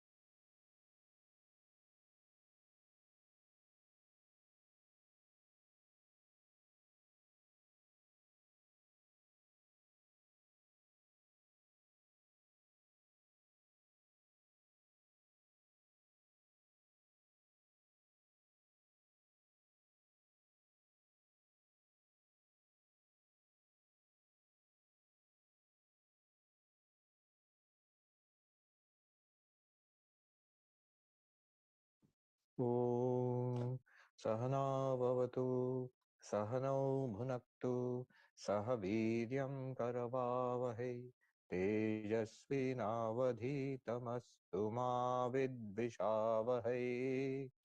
Om Shanti Shanti Shanti. Om. Let the Lord protect both of us, teacher and taught together. Let the Lord give us the results of our knowledge together. Let our study be luminous. Let we attain greatness together. May we not cavil at each other. Om, peace, peace, peace.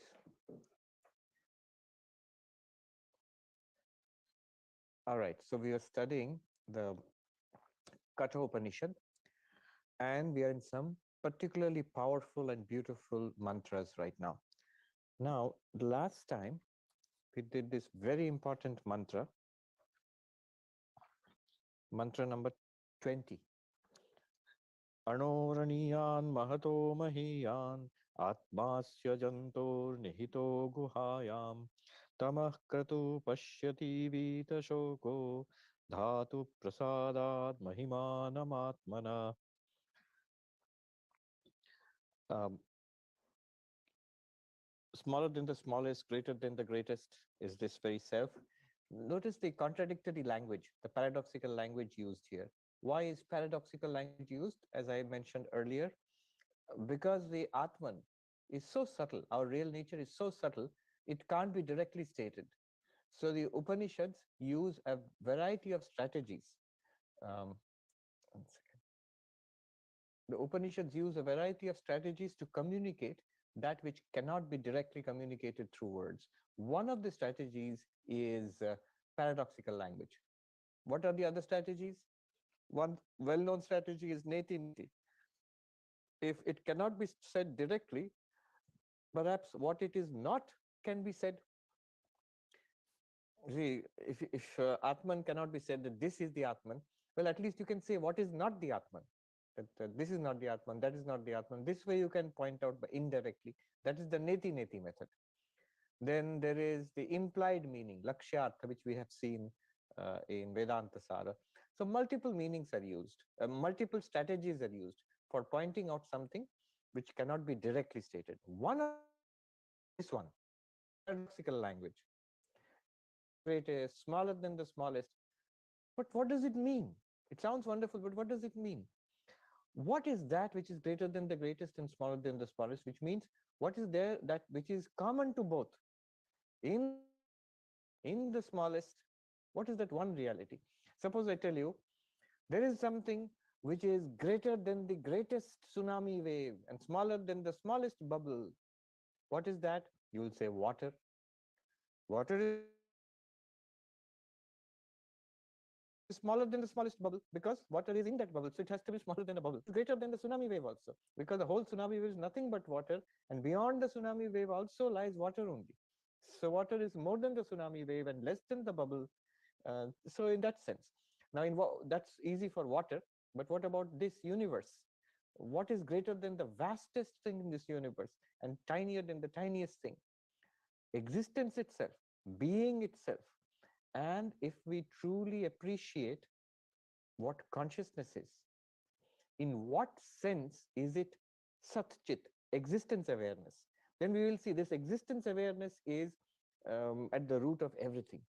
Anything that you experience, it is constituted of this existence awareness, or more than constituted, it appears in this existence awareness. The tiniest of things, it is that existence awareness. Vastest of things, it is that existence awareness. And that is the Atman. Atmasya jantor nihitam guhayam. In all sentient beings, in all living beings, in all jivas, this Atman which we are talking about, it resides in the cave of the heart, or that means in your mind as consciousness. This consciousness is tinier than the tiniest, greater than the greatest, faster than the fastest, and slower than the slowest. It moves without not moving, without moving.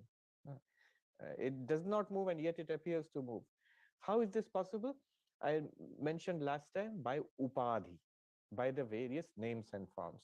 Same colorless crystal. It can be yellow if the yellow flower is behind it. It can be red. If the red flower is behind it, it appears to be yellow, appears to be red, but actually it's neither. Similarly, the Atman, is it actually tiny? No. Is it actually vast, bigger than galaxies? And no, not really. It is only when you bring in the concept of space, and then we talk about being vaster than the vastest. Is it even actually eternal? Not really. Eternal in the sense of persists through time for a long time or eternally forever. Not in that sense. It's only when you bring in the concept of time, then Atman is not like other things which are born and they die. No. From the perspective of time, it is eternal. But actually, even time appears in consciousness. So, Atmasya Janto Nihitam Guham. It is another way of saying which you are speaking about. Who will see it? Tamakratu Dhatu Prasada. Tamakratu Pashyati Vitashoko Dhatu Prasadat Mahimanam Atmana.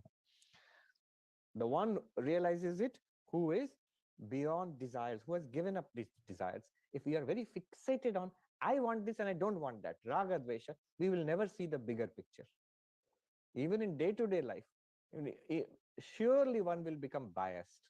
Surely one will become caught up in the little ups and downs of samsara. Too much focus on the world. And why does too much focus on the world come? Because of likes and dislikes. I'm so eagerly, I want this to happen. I so eagerly, I'm completely against this. I'm so much against that one. Repulsed by that one, attracted and tempted by that one, then it's very difficult to see the background of both are the same. See, Raga Dvesha is exactly the opposite of Atman. What is Raga Dvesha? I really, really want this. I really, really don't want that. But then this one which you want is already yours. You are that. That one which you want to reject, you cannot reject because you are already that. And that one is already none other than you.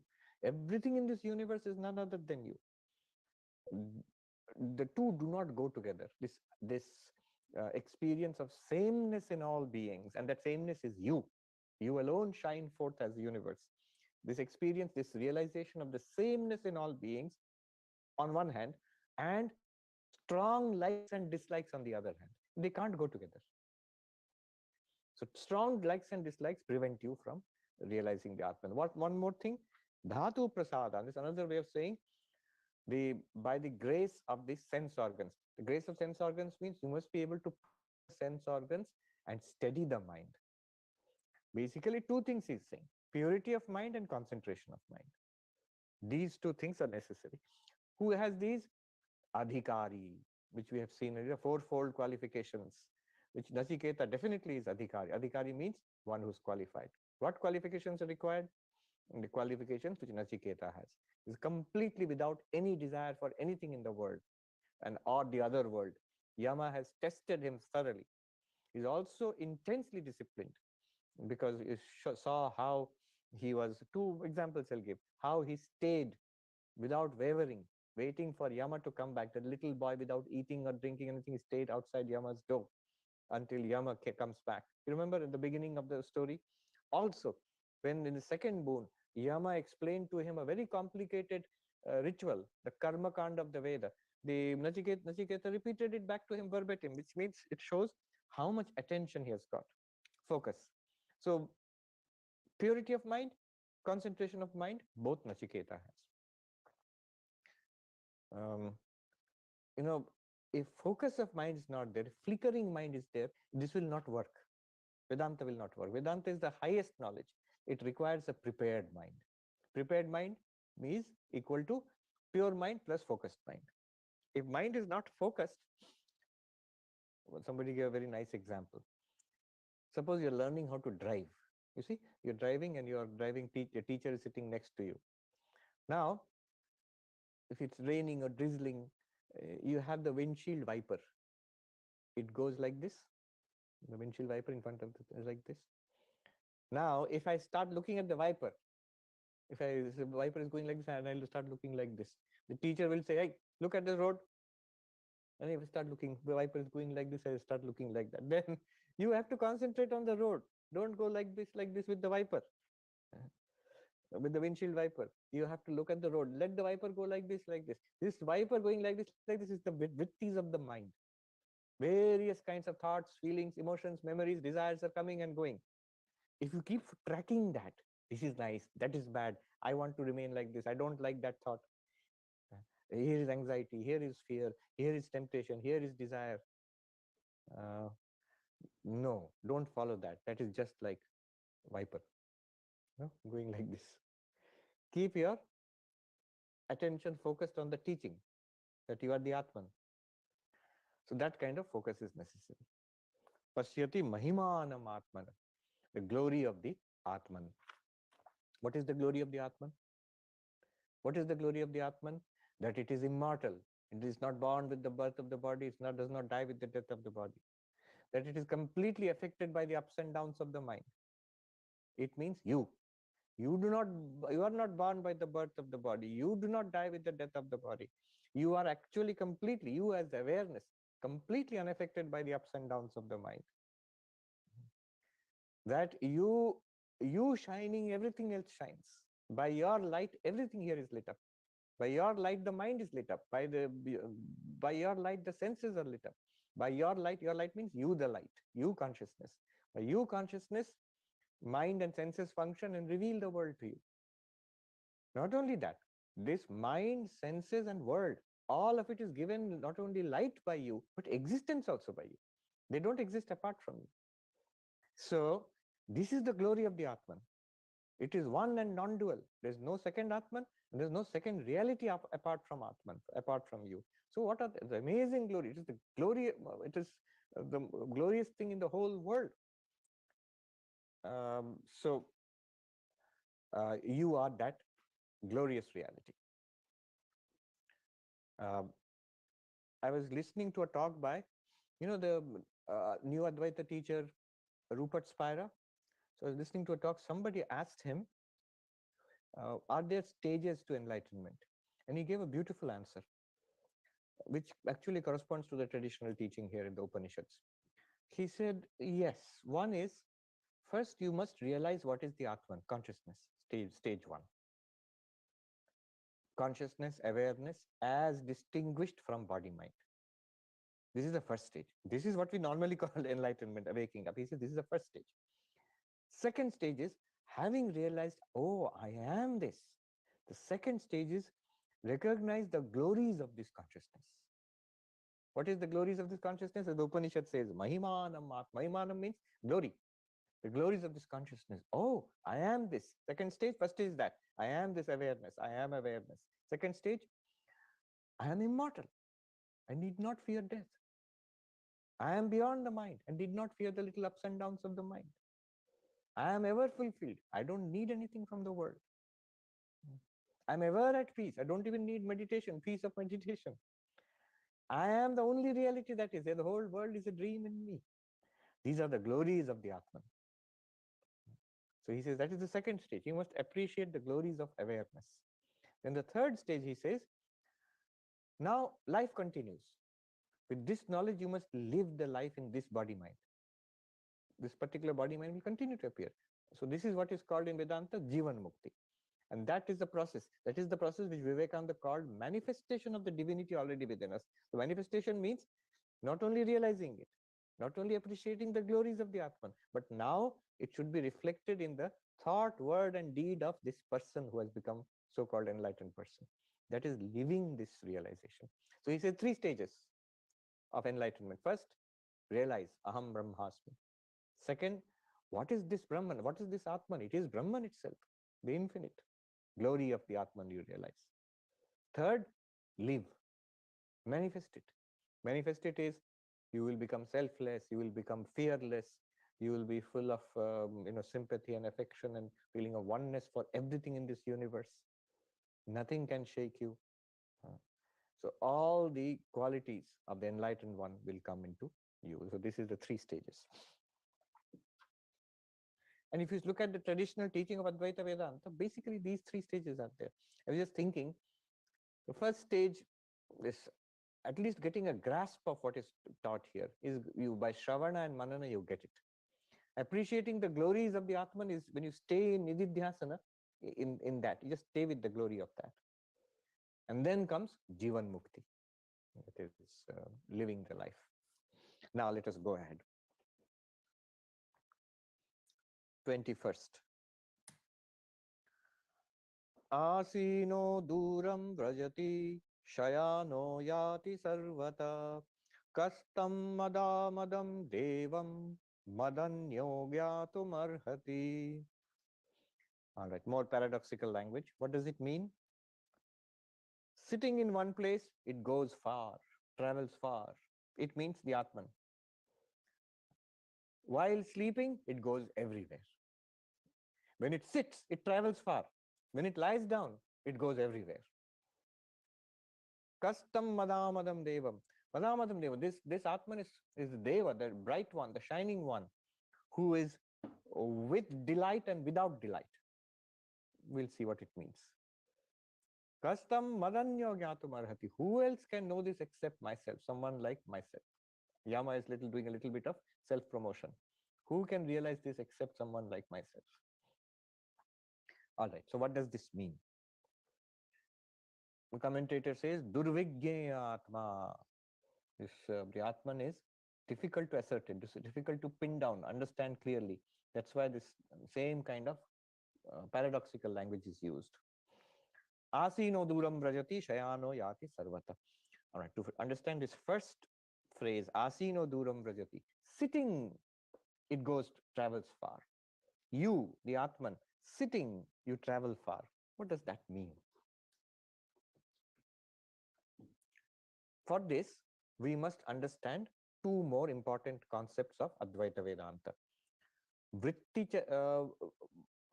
Chaitanya and Swarupa Chaitanya. Vritti Jnana and Swarupa. Let's call it Vritti Jnana and Swarupa Jnana. This cognition knowledge, and knowledge itself, or consciousness. Cognitive knowledge and consciousness. Vritti Jnana and Swarupa Jnana. What does this mean? Recall our understanding from Vedanta Sara. You are pure consciousness. And because of Maya, first thing which appears in pure consciousness, causal body. From that causal body appears the subtle body.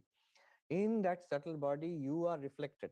Consciousness is reflected as the reflected consciousness, which is the awareness which we feel right now. I am aware. All my thoughts feel aware. That reflected consciousness lights up the mind and every movement of the mind. What do I mean by movement of the mind? Anything that you call the mind, whatever is happening in you, every thought is a movement of the mind. Every perception is a movement of the mind. Every understanding of the intellect is a movement of the mind. Mind I'm using in a general sense, meaning technically in Vedanta, it is split up into four. Mana, Buddhi, Chitta, Ahankara. Mind, memory, ego, and intellect. But all of them together, I'm generally using the English word mind. This is what we feel inside. Every movement of the manas, every movement of the intellect, buddhi, every movement of the memory, emotions, and the perceptions which are raised by the five senses, all of them together, these are called chitta vritti, movement of the mind stuff. They are like, think of them as the mind stuff, think of it as a lake, and the chitta vritti, think of them as little waves in the lake, or little ripples in the lake. So every perception, you see a flower outside. So that perception information, when it comes to the mind, the impulses now travel to the mind, you have a movement in the mind, a ripple in the mind, a ripple on the surface of the lake. That is a chitta vritti. And every vritti has a content. It is about something. So if you have seen a flower, the information about the flower has come through the eyes, then there's a vritti in the mind that here is a red rose. You have seen.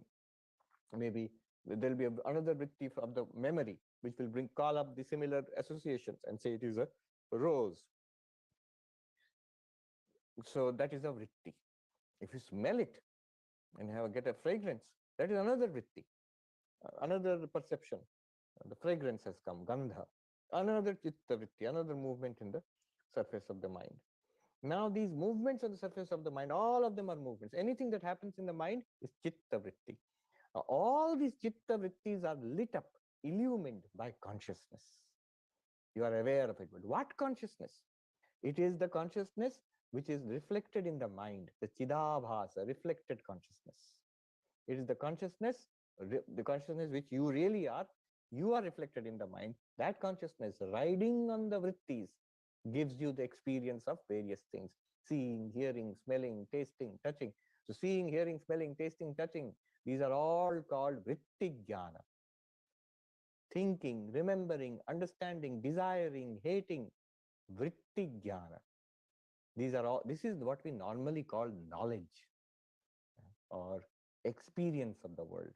This is what we call it. External, it could be external, seeing here something, hearing something. It could be internal, about a thought, one thought about another thought, or something going on inside your mind without reference to anything outside, old memories coming up.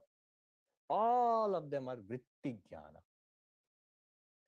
So our experience of life basically is vritti jnana.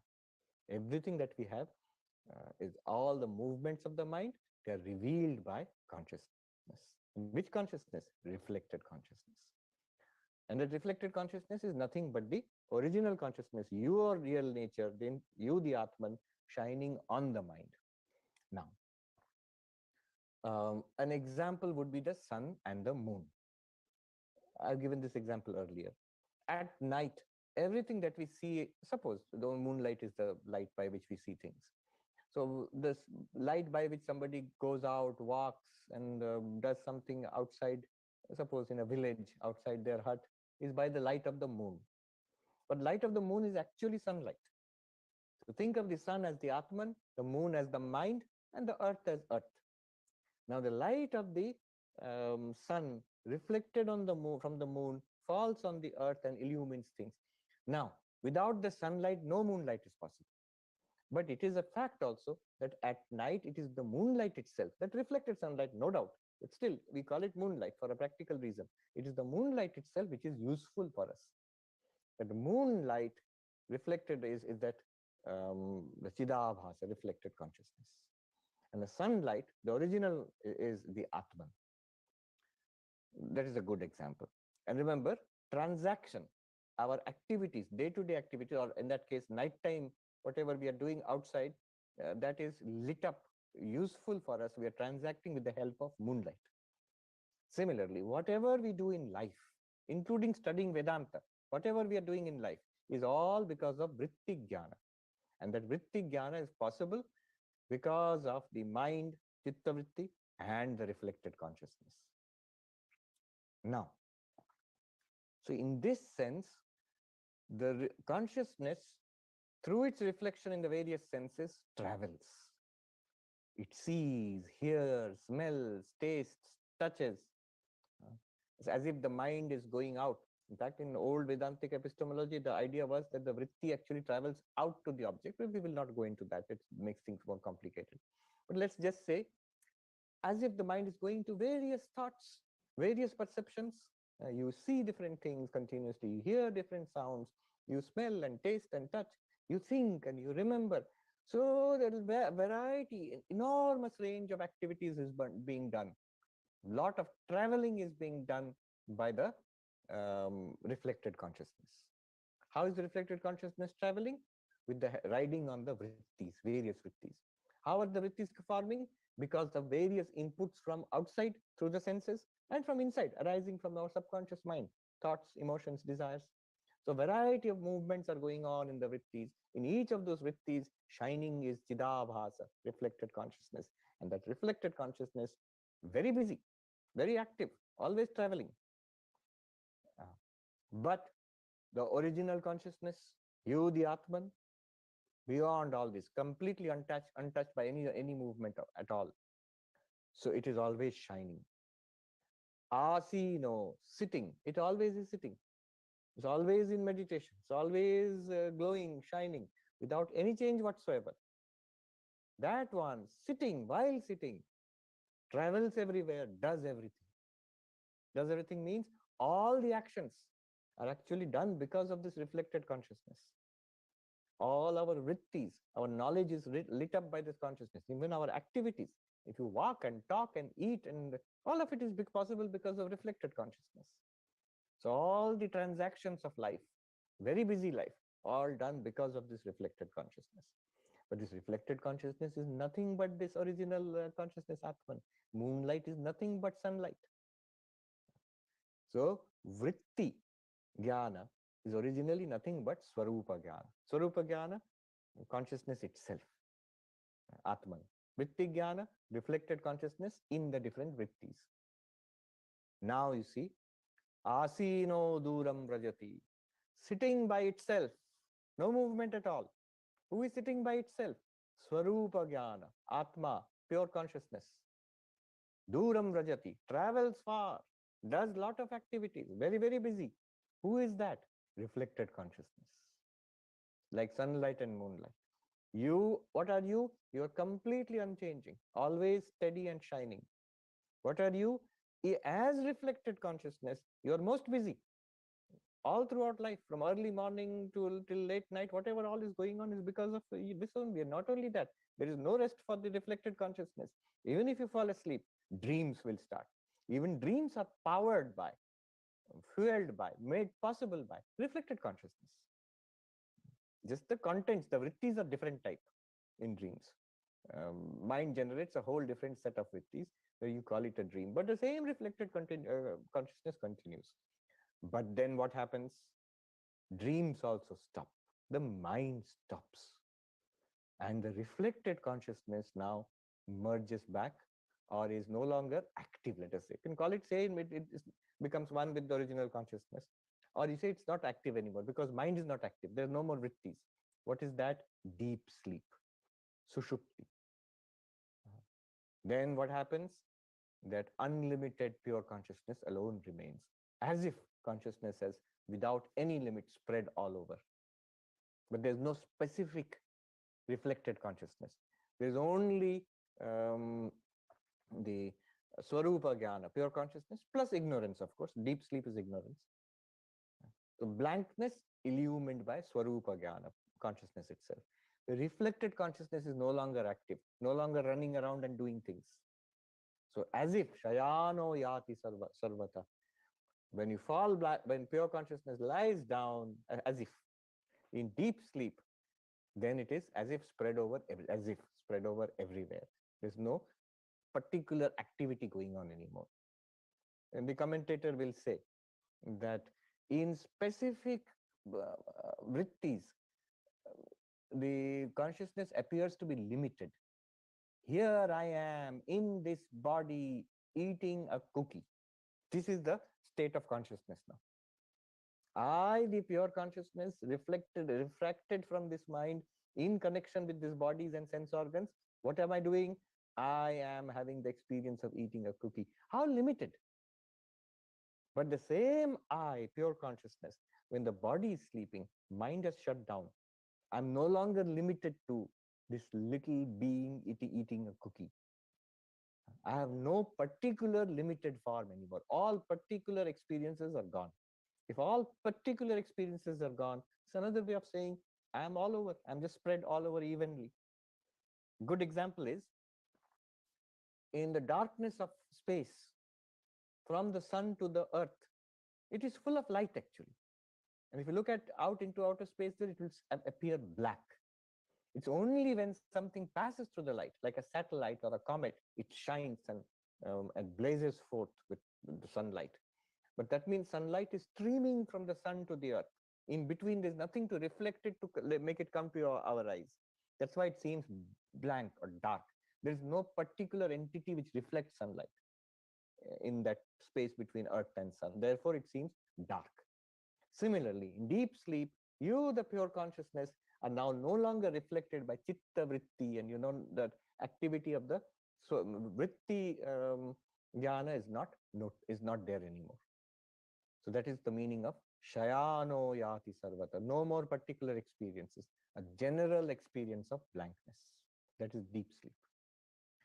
Then he says, Madamadam Devam. Very nicely put. Devam means the shining one, consciousness. You, the pure consciousness, the Atman. What are you? Mada Amada. Mada means joy, delight, fun, partying. So this one is very funny. It enjoys life. It delights in life. It chases pleasure, avoids pain. Not just one. Why only one lifetime? Many, many lifetimes. Have a festival of lifetimes. Mother, this is delight in living. But by itself, Amadam Devam, beyond all pleasure seeking, beyond all experience of pleasure and pain, is awareness itself. Madamadam Devam. What a phrase. What are you? Devam, the shining one. And how do I understand you? In every experience of life, no matter how pleasurable or how painful, I alone make it possible. How do I make it possible? Bring in the concept of vritti jnana. Hmm. I light up the pleasurable flash of pleasure of eating a cookie. By my reflected consciousness, this becomes an experience. I light up by my reflected consciousness the pain of a cut or a bruise. That also lights up. Pleasure and pain, every physical pleasure, every physical pain, every emotional joy and delight, every emotional pain and misery, all are lit up by you. This is called madam, um, mother, and then amada. But you in yourself are not touched by any of these, nor do you require any of these. These are your delight. Amadam devam. And the phrase is madamadam devam. Pure consciousness and reflected consciousness. Vritti jnana, swarupa jnana. Such a useful concept. It's a very useful concept to understand what is going on here. Everything is possible by you, but you are beyond everything. Madamadam devam. Madanyo kagad jnatum arhati. Very difficult to understand this, that I am such a reality. Who can understand it except someone as fully qualified as me? Well, that means only a person with sadhan chatushtaya sampatti, one who has got viveka, vairagya, shamadamadi, shat sampatti, and mumukshutvam, the discernment between the eternal and the non-eternal, a deep dispassion for the non-eternal, for all that is worldly, and then the discipline, the sixfold treasures, and intense desire to be free. Only one qualified with such things, like me, he says, Yama, the Lord of Death says, like one, only one like me. And oh, Nachiketa, you are, it's implied, you are like me. And like that, all of us here, we are included. We are also part of the in-group. Who other than us can realize this thing? This Madamadam Devam. Let us look at some of the phrases used by the commentator. He says, Asmadade Reva Sukshma Buddhe Panditasya Suvigneyoyam Atma. Like us. Yama is including Nachiketa. Who other than qualified people like us can understand this very subtle, very difficult to understand Atma, pure consciousness? People generally, even if it's taught, they mix it up with the mind. And we have to be careful also. For a long time, we will keep mixing it up with the mind. Whenever we have confusion about nature of the Atman, know that you're mixing it up with the mind. Or more precisely, you are not able to separate vritti jnana and swarupa jnana. Vritti jnana and swarupa jnana. Or in the language of the Upanishad, you are not able to see madamadam devam. So, what is our qualification? Of course, we have studied Vedanta Sar, we can immediately rattle off the fourfold qualifications and all. But this is a much more ancient text. He says, Sukshma Buddhe Panditasya. We are the Pandita with subtle, very subtle, penetrative intellect. But remember, here no mere intellect is meant or a mere intellectual is meant. Here Sukshma Buddhi means Shuddha Buddhi, pure intellect, pure and concentrated, who can rise above the raga dvesha like Nachiketa, and stilled mind is one can one can hold on to this very high thought for a long time. That kind of, this is called sukshma buddhi. It means shuddha buddhi. Sukshma means subtle, but subtle here does not mean somebody with very high IQ. Here it means somebody with a who is deeply spiritual, basically, pure mind, not very sharp intellect, not in that sense, but pure intellect. Pandita. Now, the Pandit is now a word which is very popular in English also. You have Wall Street Pandits and you have Washington, D.C. Pandits, the political Pandits and stock market Pandits and so on. Pandit means an expert and who will set forth his views in newspaper columns in New York Times and Washington Post and so on. But Pandit, the original meaning, Shankaracharya gives in another place in the Gita, he gives the meaning. Panda, Atma Vishaya Prajna Yasyasi, one who has wisdom about the Atman, who has self-knowledge, who realizes I am Brahman. That one is called Pandit. And then he says, all of these contradictory qualities, they are the glories of the Atman. He says, Sthiti Gati, it is unmoving, and yet it is moving. It does not do anything, just shines, and yet everything is done by it. You hear, smell, taste, touch. It's because of you, the pure consciousness, through the reflected consciousness. Are you walking, talking, working, fighting, whatever you're doing, is because of the pure consciousness through the reflected consciousness. So, sthiti gati, unchanging, steady, and yet doing everything. Nitya nitya, eternal in its real nature. But in all, look at the vritti jnana. The vritti jnana means the knowledge which we are having all the time. Momentary. Moment to moment it is changing. It is momentary and it is eternal. Ityadi, etc. Viruddha, aneka dharma, upadhikatvat. It has got many contradictory characteristics. Why? Because of upadhi. Remember, yellow flower, red flower, and the crystal? That crystal, which is yellow and red, how can the same thing be yellow and red? It's because of upadhi, because of the presence of yellow flower and the presence of red flower. Similarly, because of the presence of the mind, presence of sense organs, presence of various sense objects, we have various kinds of contradictory experiences, all made possible by that one consciousness which you are. And it's, I mean, Madamadam Devam, the one consciousness which is in the midst of all delights and beyond all of it. It itself is a contradictory statement. Vishwarupa iva chintamani, Vishwarupa iva chintamani iva avabhasate. Chintamani vad avabhasate. This consciousness shines like a diamond, like a spectacular diamond. What is this diamond? The universe. You are light itself, consciousness itself. You are shining like a diamond. What is the shining of this diamond? It's universe. I think yesterday I was quoting from Ashtavakra. Prakasham me nijam rupam, naham atirikto asmi tataha. My real nature is light. I am not one bit beyond that. Yada prakashate vishwam, tada aham bhasa evahi. When the universe shines forth, I alone am shining forth. This he calls like a chintamani, like a diamond, like a spectacular diamond, it is shining forth. Of course, there are deeper meanings to this. The Chintamani diamond is, if it touches something, it turns it into gold, and I think it is a wish-fulfilling diamond or something like that. So consciousness is that. Whatever is possible in life, everything is done because of consciousness. It is the wish-fulfilling diamond. Everything that one could want will be done, given to you in time.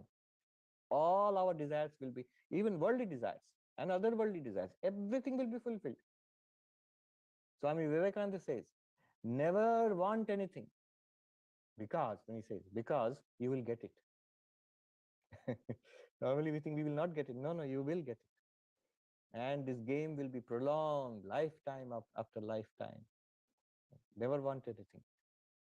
If you really want to experience it, do it. You are doing it already. We are all part of that game. And you will get it. It is your, the universe is yours. Every bit of it is yours. Whatever you want to experience it with this body, with this eye, with this mind. You will get that also. Only it will take time then. It will, through time and space, you will, across oceans of time and space, you'll have to travel to experience these things little by little. Then he says, he explains.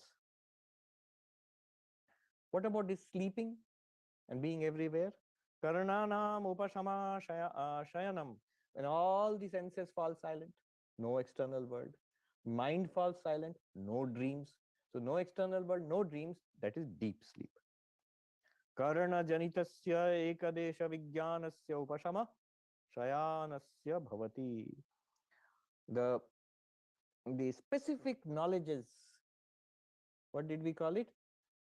The um, this Swarupa Jnana and Vritti Jnana. The specific knowledges that we get, specific experiences, the Vritti Jnana, seeing, hearing, smelling, tasting, touch, those things fall silent in deep sleep. Even dreams also fall silent. Then what will happen? Yadacha evam, when you are in that state, what will happen? Kevala samanya vijnanatvat sarvato yati eva. Only a general awareness remains. That is Swarupa Chaitanya. Of course, ignorance remains. That's deep sleep. As if you have spread everywhere. Sarvato yati eva. As if you have spread everywhere. That's why it says it is spread everywhere in deep sleep. But when you are awake or dreaming, then what happens? Yada vishesha vijnanastha svena rupena sthita eva san manadi gatishu tad upadhikatvad duram rajati eva. When you are having, mind is active, senses are active, you're awake or you're dreaming, then you, Swena Rupena, by yourself, pure consciousness, you are exactly the same. As you are in the deep sleep of the mind, similarly, you are in the waking state or dream state of the mind. You are unchanging. When the moon goes through phases of the moon, sun is unchanging. Sun is not affected by it.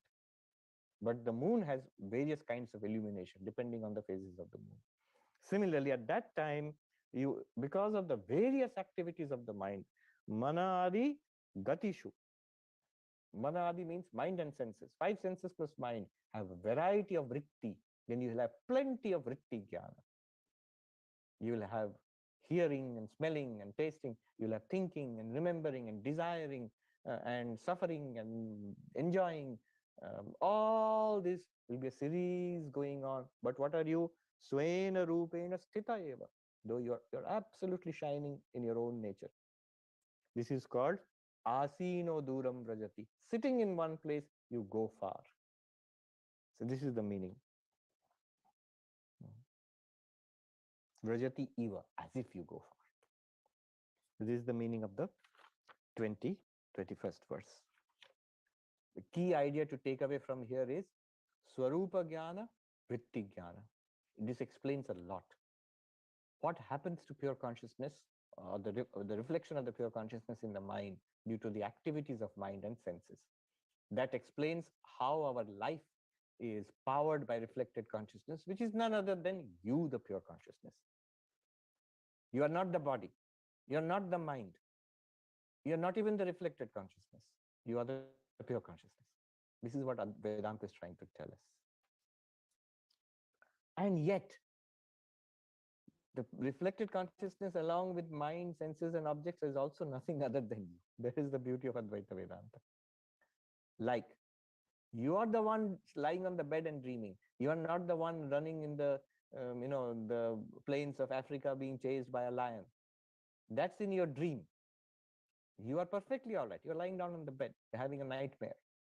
But as far as the dream is concerned, that one who's running on the plains of Africa and being chased by the lion and the plains of Africa, and you running in the dream, I'm talking about a dream, possible dream. You are running, and your fear and all of that also is nothing but you. It is you, because of you, all this is appearing. Unfortunately, in our present state, all we know is I am being chased by this lion called samsara through lifetime after lifetime. I don't know what lies beyond this. Then the next mantra, equally important, very beautiful mantra. Again, contradictory language.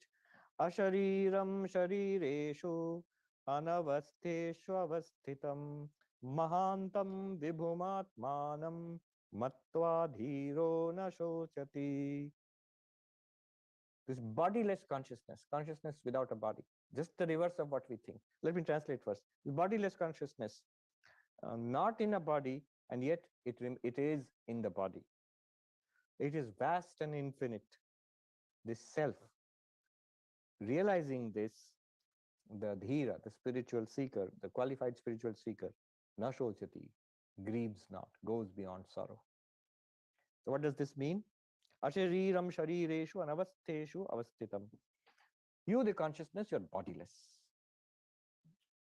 Just the opposite of what we think. We think When anybody mentions consciousness, awareness, we think, yes, yes, yes, I know what you mean. I am aware, I'm conscious, but I am this fellow, this body, this Sarvapriyananda. And in that there are some thoughts. And in the thought, if you insist, yes, it is conscious. There is consciousness there. That is what we think about consciousness. We think we are bodies with consciousness. Or little better, we are consciousness, but embodied consciousness. No, there is no reference to the body at all in consciousness. Just like, remember the dream example I gave you about running in the plains of Africa, being chased by a lion. You actually are none of that. You, that sleeper who is dreaming and lying in your bed and dreaming, there is no fields of Africa there. There is no lion. There is no man running through being chased by a lion. None of it is there actually. You, the dreamer, have no connection with any of that, and they don't exist also. Similarly, these bodies also do not exist. They are appearances in consciousness because of Maya. You, the consciousness, are bodiless. Ashariram. You don't have a physical body, the sthula sharira. You don't have subtle body. You have nothing to do with the mind. Nothing to do with the body is a big step. But even more stunning is you have nothing to do with the mind. You have nothing to do with that person you think you are. That also you don't have anything to do with. And you have nothing to do with the causal body also. Sthula, sukshma, karana, sharira, vyatirikta atma. The Atman which transcends gross body, subtle body, causal body. That awareness. And yet most vividly present, felt here. You are that. Remember, however, warning, the opposite is not true. The gross body, subtle body, and causal body, they cannot exist without the Atman. The Atman are entirely free of them, but they are not free of you. The dream, the lion and the plains of Africa and the man running through the plains, they cannot exist without the dreamer. The dreamer happily exists without them. The characters in the movie and the activities of the movie, they cannot exist without the screen. But the screen can happily exist without and exists without the movie. So, you are ashariram, neither gross body, nor subtle body, nor causal body. Even when they are present, you are none of them. Just this much if you understand, you are Jivan Mukta right now. What a great freedom you have. You have nothing to do with this fellow called, the awareness, I have nothing to do with this fellow called Sarvapriyananda. Nothing.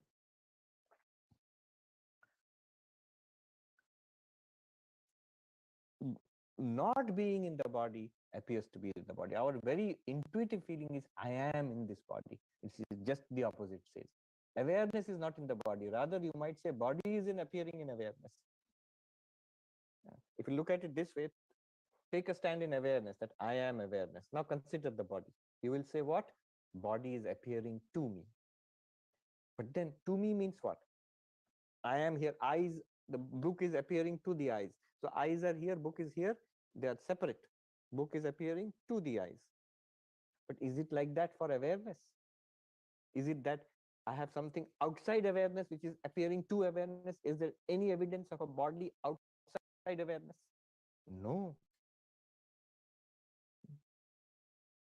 The body is only in awareness. There is no evidence of a body outside awareness. If somebody will say, no, when you were in deep sleep, you were not aware of your body. We were all aware. You were lying right there and snoring and disturbing us. We were aware of it, but you were not aware of your own body. So that body existed outside your awareness. That is the reflected consciousness, vritti chaitanya, vritti jnana. But from the perspective of swarupa jnana, even the fact that this fellow fell asleep and was not aware of his own body, and the other fellows are saying, we were aware of your body and we heard your snoring, all of it is appearing in awareness or not? Is any bit of it outside awareness? Even the idea that I was asleep and not aware of my body is again appearing in my awareness only, nothing else. There is nothing outside that. So, not limited in the body. This awareness pervades everything that exists. It's not limited. First idea is it's not limited in the body. It's other than the body. Then in second idea, it pervades the body and everything that exists. And third idea is body and everything that exists is not pervaded by awareness. They are in awareness. It's not that they exist and then awareness comes and pervades them like a perfume or something. No, awareness exists. And in that they appear. like waves in an ocean, or like dreams in a dreamer's mind. So, not limited by the body. Then what is this? Mahantam Vibhum. Mahantam Vibhum Atmanam. Mahantam means vast, big. Vibhum means infinite, vast infinite. Now, what does this vast infinite mean? When you simply say big, you may mean big house, big man, big book. Just if you say big, you qualified with something. Big what? Not big planet. But if you just say vast, big, without any qualification, it means infinite, without any limitation. It is big without any limitation, vast without any limitation. I'm not talking about vast ocean or vast planet or a vast wealth or vast knowledge. No, I'm just saying vast without any limitation. Then the meaning of that is vibhum. Vibhum means infinite. Mahantam plus vibhum together. Does this remind you of something? Satyam Jnanam Anantam Brahma. Brahma means vast. The literal, the etymological meaning of the term Brahma. Brihatvat, Bringhanatvat, Atma, Brahma iti giyate. Because it is vast and it expands without limit. That's why the Atman is called Brahma. This is the definition of Brahman. Brahman means vast. But what is this vast? The next term next to it in the definition, Satyam Jnanam Anantam Brahma. Existence, consciousness, infinity is Brahman. The next term next to Brahman is Brahman, infinity. Infinity is Brahman. So Anantam. Anantam means no limit. Vast without limit. What are the limits? Space, time, object. Desha, Kala, Vastu. No limit in space. Not that it is located here and not there. It is everywhere. In fact, everywhere is in it. It's not located in, it's not limited in time. It's born now, then dies, or created now, then destroyed. No, it is eternal. There's no time when it did not exist and no time when it will not exist. That is called infinite, no limit in time. No limit in object. If you remember, I have discussed this definition of God, Satyam Jnanam Anantam Brahma.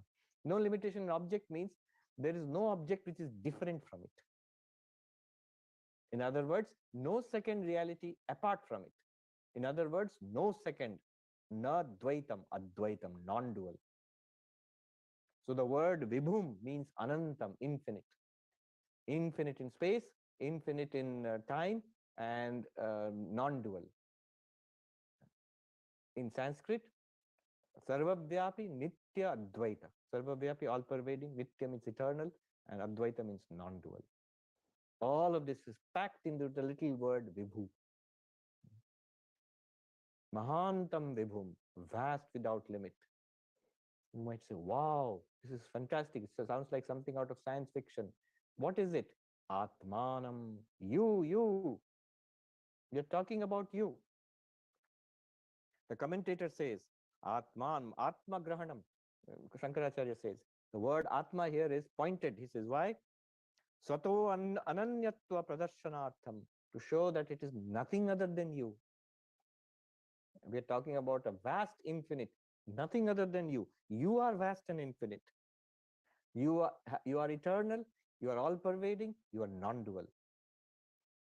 Atma Shabda, Pratyagatma Vishaya Eva, Mukhyaha, Tam Idrisham Atman. So, Atma is, the word Atma is used about the inner self. You, I, this person, this being. What am I? What are you telling me about myself? That I am vast. You mean I'm fat? No. I'm tall? No. I'm very rich? No. You are infinite, all-pervading, eternal, and non-dual. There's no second reality apart from you. Vibhum, Mahantam Vibhum. This is your inner self. If you put these two together, Mahantam Vibhum on one side, this means Brahma. And on the other side, Atma. You got Brahma in his Atman. Mahantam Vibhum, the vast infinite, is Brahman, the ultimate reality of everything. Atma means you. The ultimate reality of everything and you are one and the same thing. This is the Mahavakya, Tattvamasi, Aham Brahmasmi. And I'm just making it up. Shankaracharya himself will say this now. What is the meaning of all this? He says, Matva, realizing. What do you realize? I am Aham iti. This infinite. Aham, I am. I am this infinite. I am this vast infinity. If you could just feel it for even 1 second, you're free. And if you can live it, you will be a Jivan Mukta. But even if that's later, but the moment you realize it for 1 second also, the promise is this is your last word then. It's done. The game is over for you. You have realized your infinity. If you can even taste this infinity for a fraction of a second, and if you do that for a fraction of a second, it's forever. You will never lose it again. You will be touched by this infinity. And others will slowly over time, they will see. They will see in you. They will not understand, but they will feel the breath of the eternal, the presence of something vast when they come near you. So, matva, realizing. What do you realize? I am aham iti. Shankaracharya says, this vastness is I. You realize this. Then what happens? Na shojati, go beyond sorrow. Nahi evam vidasya atmavida shokopapatti. It's impossible for a person who has realized this vastness to be sorrowful. Yes, may say, is there pain in your throat because of throat cancer? So Ramakrishna says, yes, it hurts. I can't eat. True. What is that? Vritti jnana. Certainly. It's not escapism. It's not spiritual bypassing. Every bit of the medical diagnosis is true. It hurts. It's difficult. Aging is there, disease is there, death is also there. Not one bit of it is denied. But there is this vastness behind it, which makes everything all right. You see, compared to which all this becomes vanishingly small. Then Sri Ramakrishna, then the Hari Maharaj, he says to Sri Ramakrishna, but sir, I see that you are in great joy. Sri Ramakrishna says, oh, the rascal has found me out. How are you in great joy? Swarupa Chaitanya, Swarupa Jnana? Fine, no problem. It is Vibhum Mahantam, vast and infinite. And the Vritti Jnana, the experience, particular experience in this body of Ramakrishna, suffering, throat cancer, dying, the body is dying. So both are together. How can both contradictory things be together? Remember, Madamadam Devam, the shining one this is the glory of the shining one, who is in the midst of all pleasure and pain and samsara and entirely beyond it. The beauty of this Upanishads is it makes you understand how this is possible. Not only possible, it is you right now. All right. So this mantra is very nice. It tells us um, about the Atman, which is not related to the body. It's not in the body, but it pervades the body and everything else. It is infinite, and it has to be realized. Dhira, the word dhira always points to the qualified seeker. Dhira literally means the heroic one, the patient one. But patient and heroic one is the one who has got the qualifications, the fourfold qualifications. And the result of all of this is also mentioned. You go beyond sorrow. The result is mentioned. All right. Let's quickly take a look at discussions before we wrap up. Dima says, does awareness imply that there is someone who is aware? No. And yes. What do I mean by that? Awareness by itself is not a someone. It is awareness. It is not someone to whom awareness belongs. You are awareness. You are not someone who has awareness. As long as you think you are someone who has awareness, that's the body idea. I'm a body with awareness. I'm somebody. See, literally, somebody with awareness. Now, you are awareness who is aware of a body and the mind and the senses. I'm still trying to understand how to go beyond the sense of I. Yes. How to go beyond the sense of I? Just think, even the I is experienced. Don't you experience I? then to what is that experience I appearing? That's why Shankaracharya says, Mano buddhi ahankara chittani naham. I am not I. I'm not the mind, I'm not the intellect, I'm not the memory, but I am not I, I'm not the ego. Peter Dawkins said, during the week I came across this great quote from Swami Vivekananda. Among the Upanishads, one finds no other book as beautiful as the Katha Upanishad. Yes, it was his favorite. I wish you would all get it by heart. What will it do only to read it through? Try to bring into your life the faith, the courage, the discernment, renunciation of Nachiketa. True, true, true. Absolutely. God of Mittal says, um, when I try to understand greater than the greatest, smaller than the smallest, using water example, then I try to look for something material which is common to both. That looks theoretical to me. No, don't look at something external. Water example is just a nice example to make you understand how one thing could be smaller than the smallest and greater than the greatest. Isn't it true that water is smaller than the bubble? Because it has to be in the bubble. And water is greater than the greatest because it is in all the great waves. Now, the next he says, dream example. Dream is made of my own mind, and this paradox applies to dream. Smallest and largest dream objects are contained within mind. When we know the dream as unreal, then we don't attach importance to it and become equanimous automatically. Correct. Also, through logical and scientific reasoning, one can easily see this world as something like a dream, ultimately conceived by mind, like virtual reality. Correct. Dream example does not seem theoretical to me. By theoretical mean speculating about some object. Dream example seems very intimate to you because you are experiencing it directly. Good. Is it okay to try these Advaita concepts? Not only okay, you must. The dream example is a favorite example of Advaita Vedanta. Gaudapada has a whole chapter on using the dream example, Vaitatya Prakarana. And now following on Gaudapada, uh, David Chalmers, his latest book, Reality Plus. So there, I was just looking through it. I got my copy recently, just yesterday. So there, he's saying basically the same thing, but the language is just the opposite. He's saying, let the dream also be real. Virtual world is also real as our waking world. And I was very happy to see he has mentioned Advaita Vedanta, he has mentioned Sankhya, he has mentioned Buddhism, so little places here and there. And he says these ideas were there in ancient Indian philosophy and also some Greek philosophers. Neela Vora says, can the original self be described as catalyst in a chemical reaction? A good example, it makes everything happen by its very presence. That is the definition of catalyst which we learned in school. Yes, in that sense, like a magnet, like a catalyst, uh, to some extent you can apply this example. Sean Lee says, is the movement of mind as a reflective consciousness activities are suffering punishable?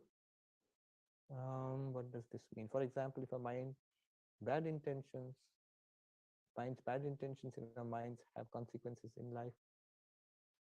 I'm not very sure what you mean, but at the level of reflected consciousness, the Vritti Chaitanya is very much in the realm of karma. Cause and effect is there. But if you think that, are you saying that bad intentions in the mind will lead to bad karma? Not unless you act on them. If you actually act on them, that means bring those intentions in the mind to the level of speech and actual action. Then it will give rise to karmic consequences. Holy Mother once said that in this Kali Yuga, uh, sins of the mind are not sins. Moner pap pap na. But one has to be careful there because if I entertain negative thoughts, bad thoughts in my mind continuously, it will be very difficult to check them because then next they will come at the level of speech and actions also. But don't, what Holy Mother meant was don't obsess over that. Just be sure not to say or do wrong things. Srinivas Raju says, in the second state of enlightenment, appreciating the glories of Atman is the same as having Sarvatma Bhava, seeing oneself in everything, which realized masters have. Certainly, that is one aspect of it. I alone am shining forth in all these ways. Correct? So these are all ways in which you can do nididhyasana. You are saturating yourself by your own glory. Ashtavakra sings once in a while, Aho aham namo maham. How remarkable I am. Salutations to myself. That S with capital S, self with capital S. Alpana says movement in the mind is a result of rajas, right, and not due to consciousness. Consciousness just illumines the movement and absence of movement. Correct. Consciousness illumines the movement and absence of movement.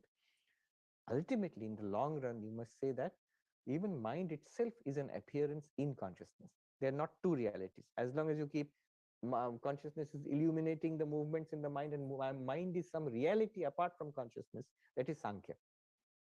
Um, but the mind itself and body and the world, they're all appearances in consciousness, then becomes Advaita. Anunasan says, in those with dementia and for Alzheimer's, and the awareness is significantly diminished. Awareness is not diminished. The capacity of the mind is diminished, and therefore the what we today called the vritti jnana does not function too well. That's all. Can you talk about Atman in relation to these conditions? Yes. So the consciousness is present there too. The Atman is equally present everywhere. Why just with diminished capacity? Even one would say the lower animals with very little capacity compared to even an Alzheimer's patient, even in plants and even in non-living things, as the pure existence of those things, the Atman is present. See, here the question itself shows you're talking about diminished awareness immediately means vritti jnana, not swarupa jnana. Am I right in understanding that appreciating the glories of Atman happens through mind as manifestation of divinity? Yes. All of this is happening in the mind. Even the enlightenment, I am awareness, in the mind only. But next we'll see. What does awareness do for that? Even in enlightenment, what role does awareness itself play, consciousness itself play? But then also mind is required. For ignorance, mind is required. So for knowledge also mind is required.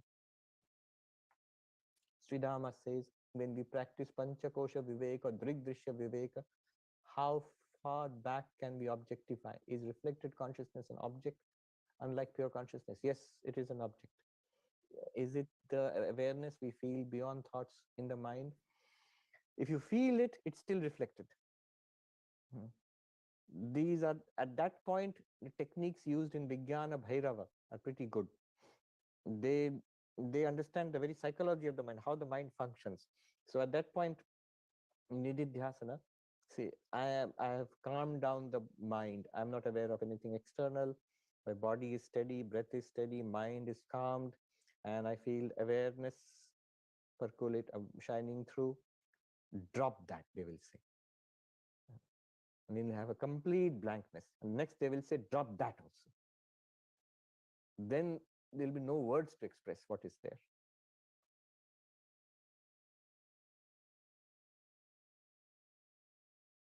Gita Dev says, Swarupa Jnana cannot really be detected by us. Absolutely not.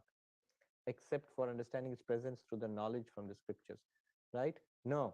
Next mantra will say, it is not just scriptures. Scriptures are pointing it out to us.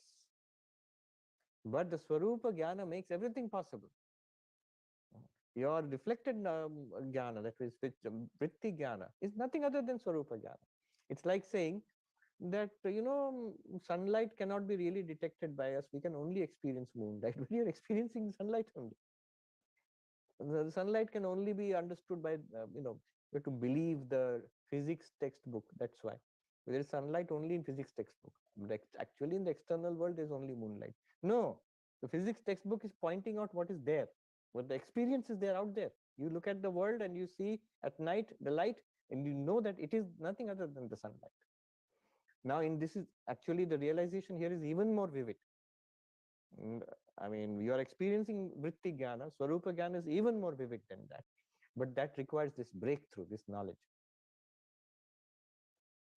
It is not just scripture, not just believing in it. Scripture should be used as a pointer. Many people think at this point, so ultimately here we have to believe that this is the case. No, no, no. It is most vivid. It's more than every experience. Even the greatest spiritual experience becomes small compared to the realization that I am the Swarupa Jnana. Is that Aham Brahmasmi. only it can't be put in the category of a particular experience. That's the thing.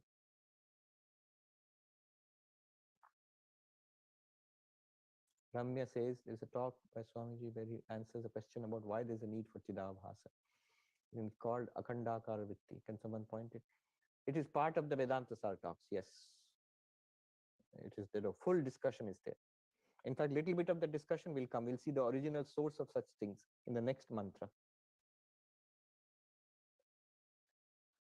Palak says, Shubhadeep says, here, what is the difference between reflected consciousness and ego? Okay, ego is a vritti of the mind called ahankara vritti. Vedanta makes this clear. Many of the, what are the different functions of the mind? Buddhi, ahankara, mana, chitta. These are different functions of the antakarana. One of them is ego. And in all of these vrittis, reflected consciousness, chidabhas, is shining. Just look at your own experience of I. You will see two parts of it. One is I, this thought I, ego. And you are aware. So it's a shining thought. That shining is chidavasa, reflected consciousness. And that ego is, that I thought is the ego. So it is, when you have an ego experience, I, it is two things, the I thought plus reflected consciousness. Every experience is like that. It is vritti plus reflected consciousness. That is called vritti jnana. In every vritti jnana, there is a vritti and there is reflected consciousness. Palak says, my question, I do understand at times suddenly that yes, I am Brahman. This clarity does not stay permanently. It slips out of mind after some time. How to fix it permanently? Don't worry. Stay with it. Keep coming to the class. Although, very interesting, in the next mantra, Yama will say, even you, this Zoom class also will not help. He says, Pravachana, Vedanta talks also will not lead you to enlightenment. He will say, tell you next. Pradeep Bose says, three different methods of describing or pointing to Atman Brahman, neti neti, paradoxical language, implied meaning. Could you tell us other methods? The other methods are neti neti, contradictory language, implied meaning. Then there are these stories, sometimes they are told. I've told these stories, the 5 parables for Vedanta. Sometimes in Vedanta, you will find these akhyayika, these stories are told in order to point towards that reality. Then there's one more. About 5 major strategies are there. Yeah, Anvaya Vyatireka. Anurag, I said, yeah, Anvaya Vyatireka. Method of agreement and difference. So multiple experiences are there. What is changing and what is unchanging? If you reflect on that, you will see that there is one reality behind them. One method is that also, Anvaya Vyatireka. Multiple methods are used. These are some of the strategies used in the Upanishads. Okay, good. Om Shanti Shanti Shanti Hari Om Tat Sat Shri Ram Krishna Arpanamastu.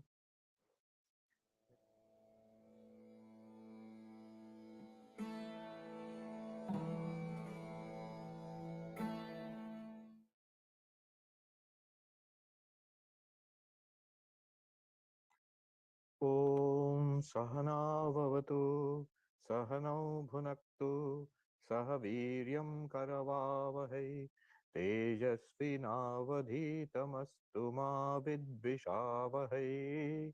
Om Shanti Shanti Shanti. May the Lord protect us both, teacher and the taught together. May the Lord protect us both by giving us the results of knowledge. May we attain vigor together. Let what we study be illuminating.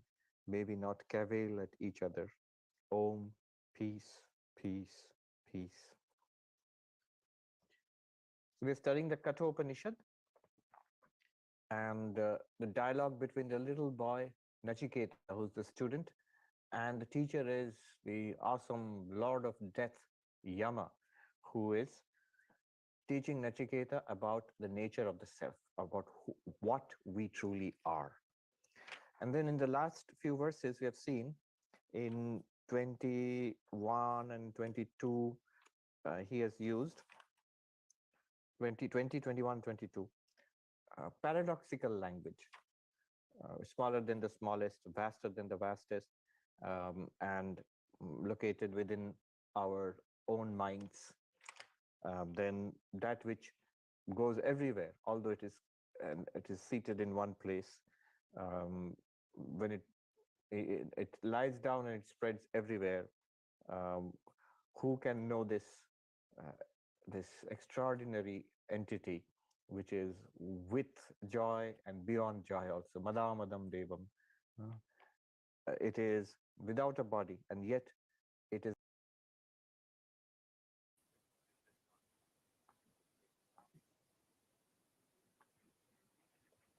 Okay, फिर से लगता है stream yard में कोई problem आ गई है, तो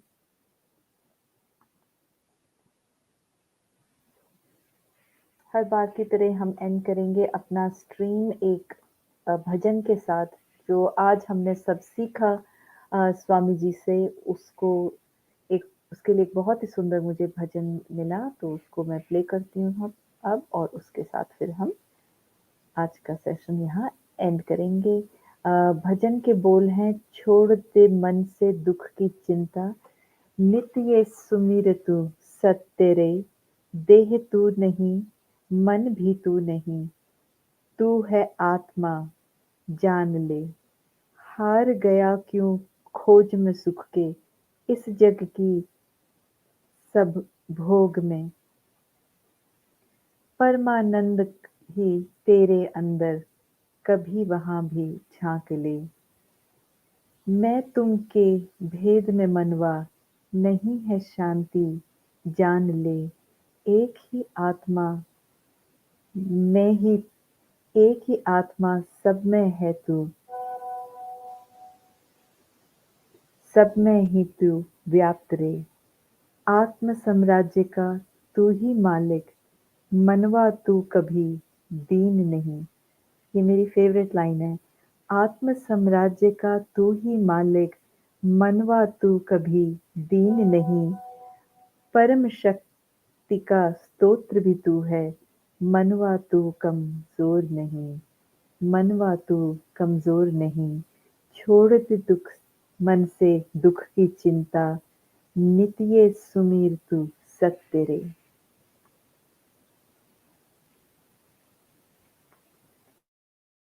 देह तू नहीं मन भी तू नहीं, तू है आत्मा जान ले।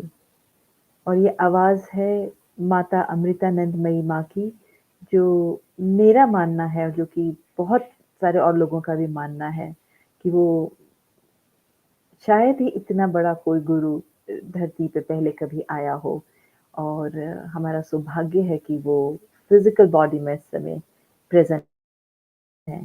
तो चलिए अब उनकी आवाज़ में हम ये गीत सुनते हैं।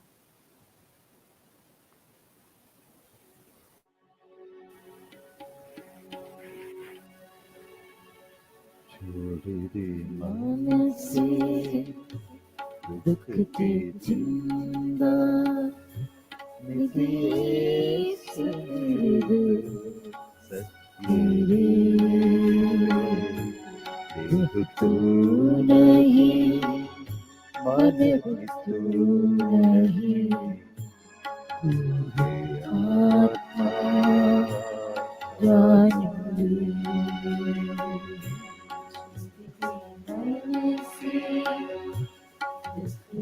चिंता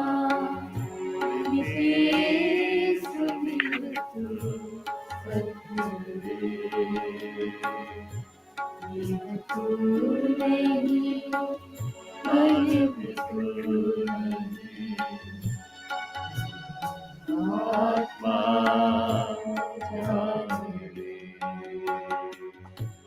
छोड़ दे मन से दुख की चिंता, नित्य सुमिर सत तेरी देह तू नहीं, मन भी तू नहीं, तू है आत्मा ज्ञान मन से चिंता विदेश मेरे को संजरे तो नहीं मन भी तो नहीं आत्मा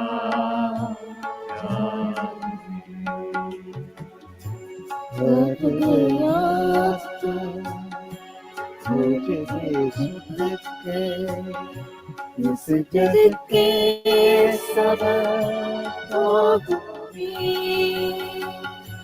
हार गया तू खोज में सुख के इस जग के सब भोग में हार गया तू खोज में सुख के इस जग के सब भोग में हार गया तू खोज में सुख के इस जग के सब भोग में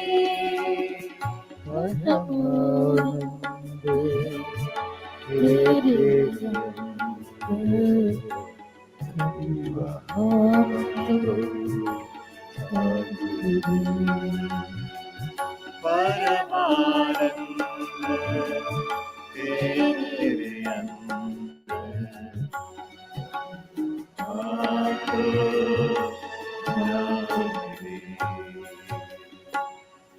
तेरे मन से दुख की चिंता विदेश मेरे सत्य तू नहीं मन तू नहीं आत्मा ज्ञान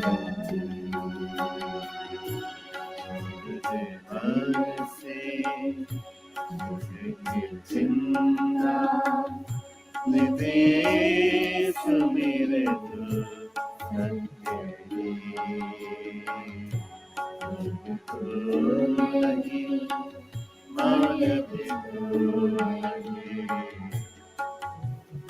आत्मा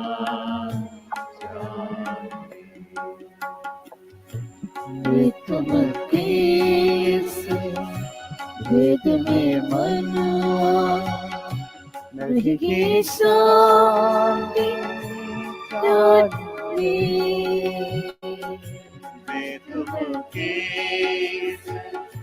वेद में मनवा नहीं है शांति जानती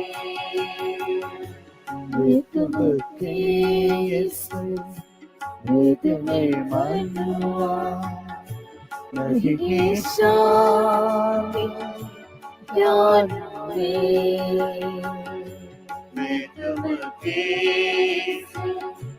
वेद में मनवा नहीं है शांति ज्ञान एक ही आत्मा सब में हेतु सब में है या गुरु एक ही आत्मा सब में हेतु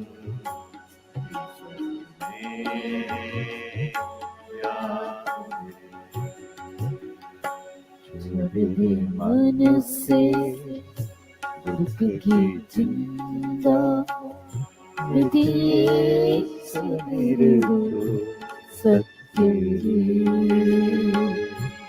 यह तू नहीं मन भी तू नहीं तुम्हें आत्मा ज्ञान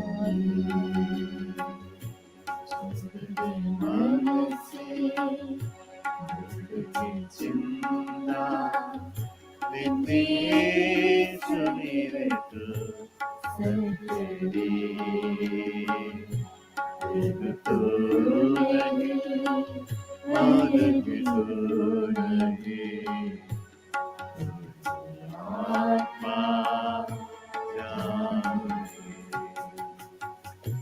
आत्म साम्राज्य का तू है मालिक मरवा तो कभी फिर नहीं आत्म साम्राज्य का तू है मालिक मरवा तो कभी फिर नहीं आत्म साम्राज्य का तू है मालिक मरवा तो कभी दिन नहीं आत्म साम्राज्य का तू है मालिक मरवा तो कभी दिन नहीं परम सत्य का स्रोत भी तू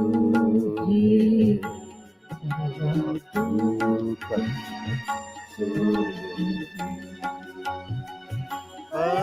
शक्ति का स्रोत भी तू है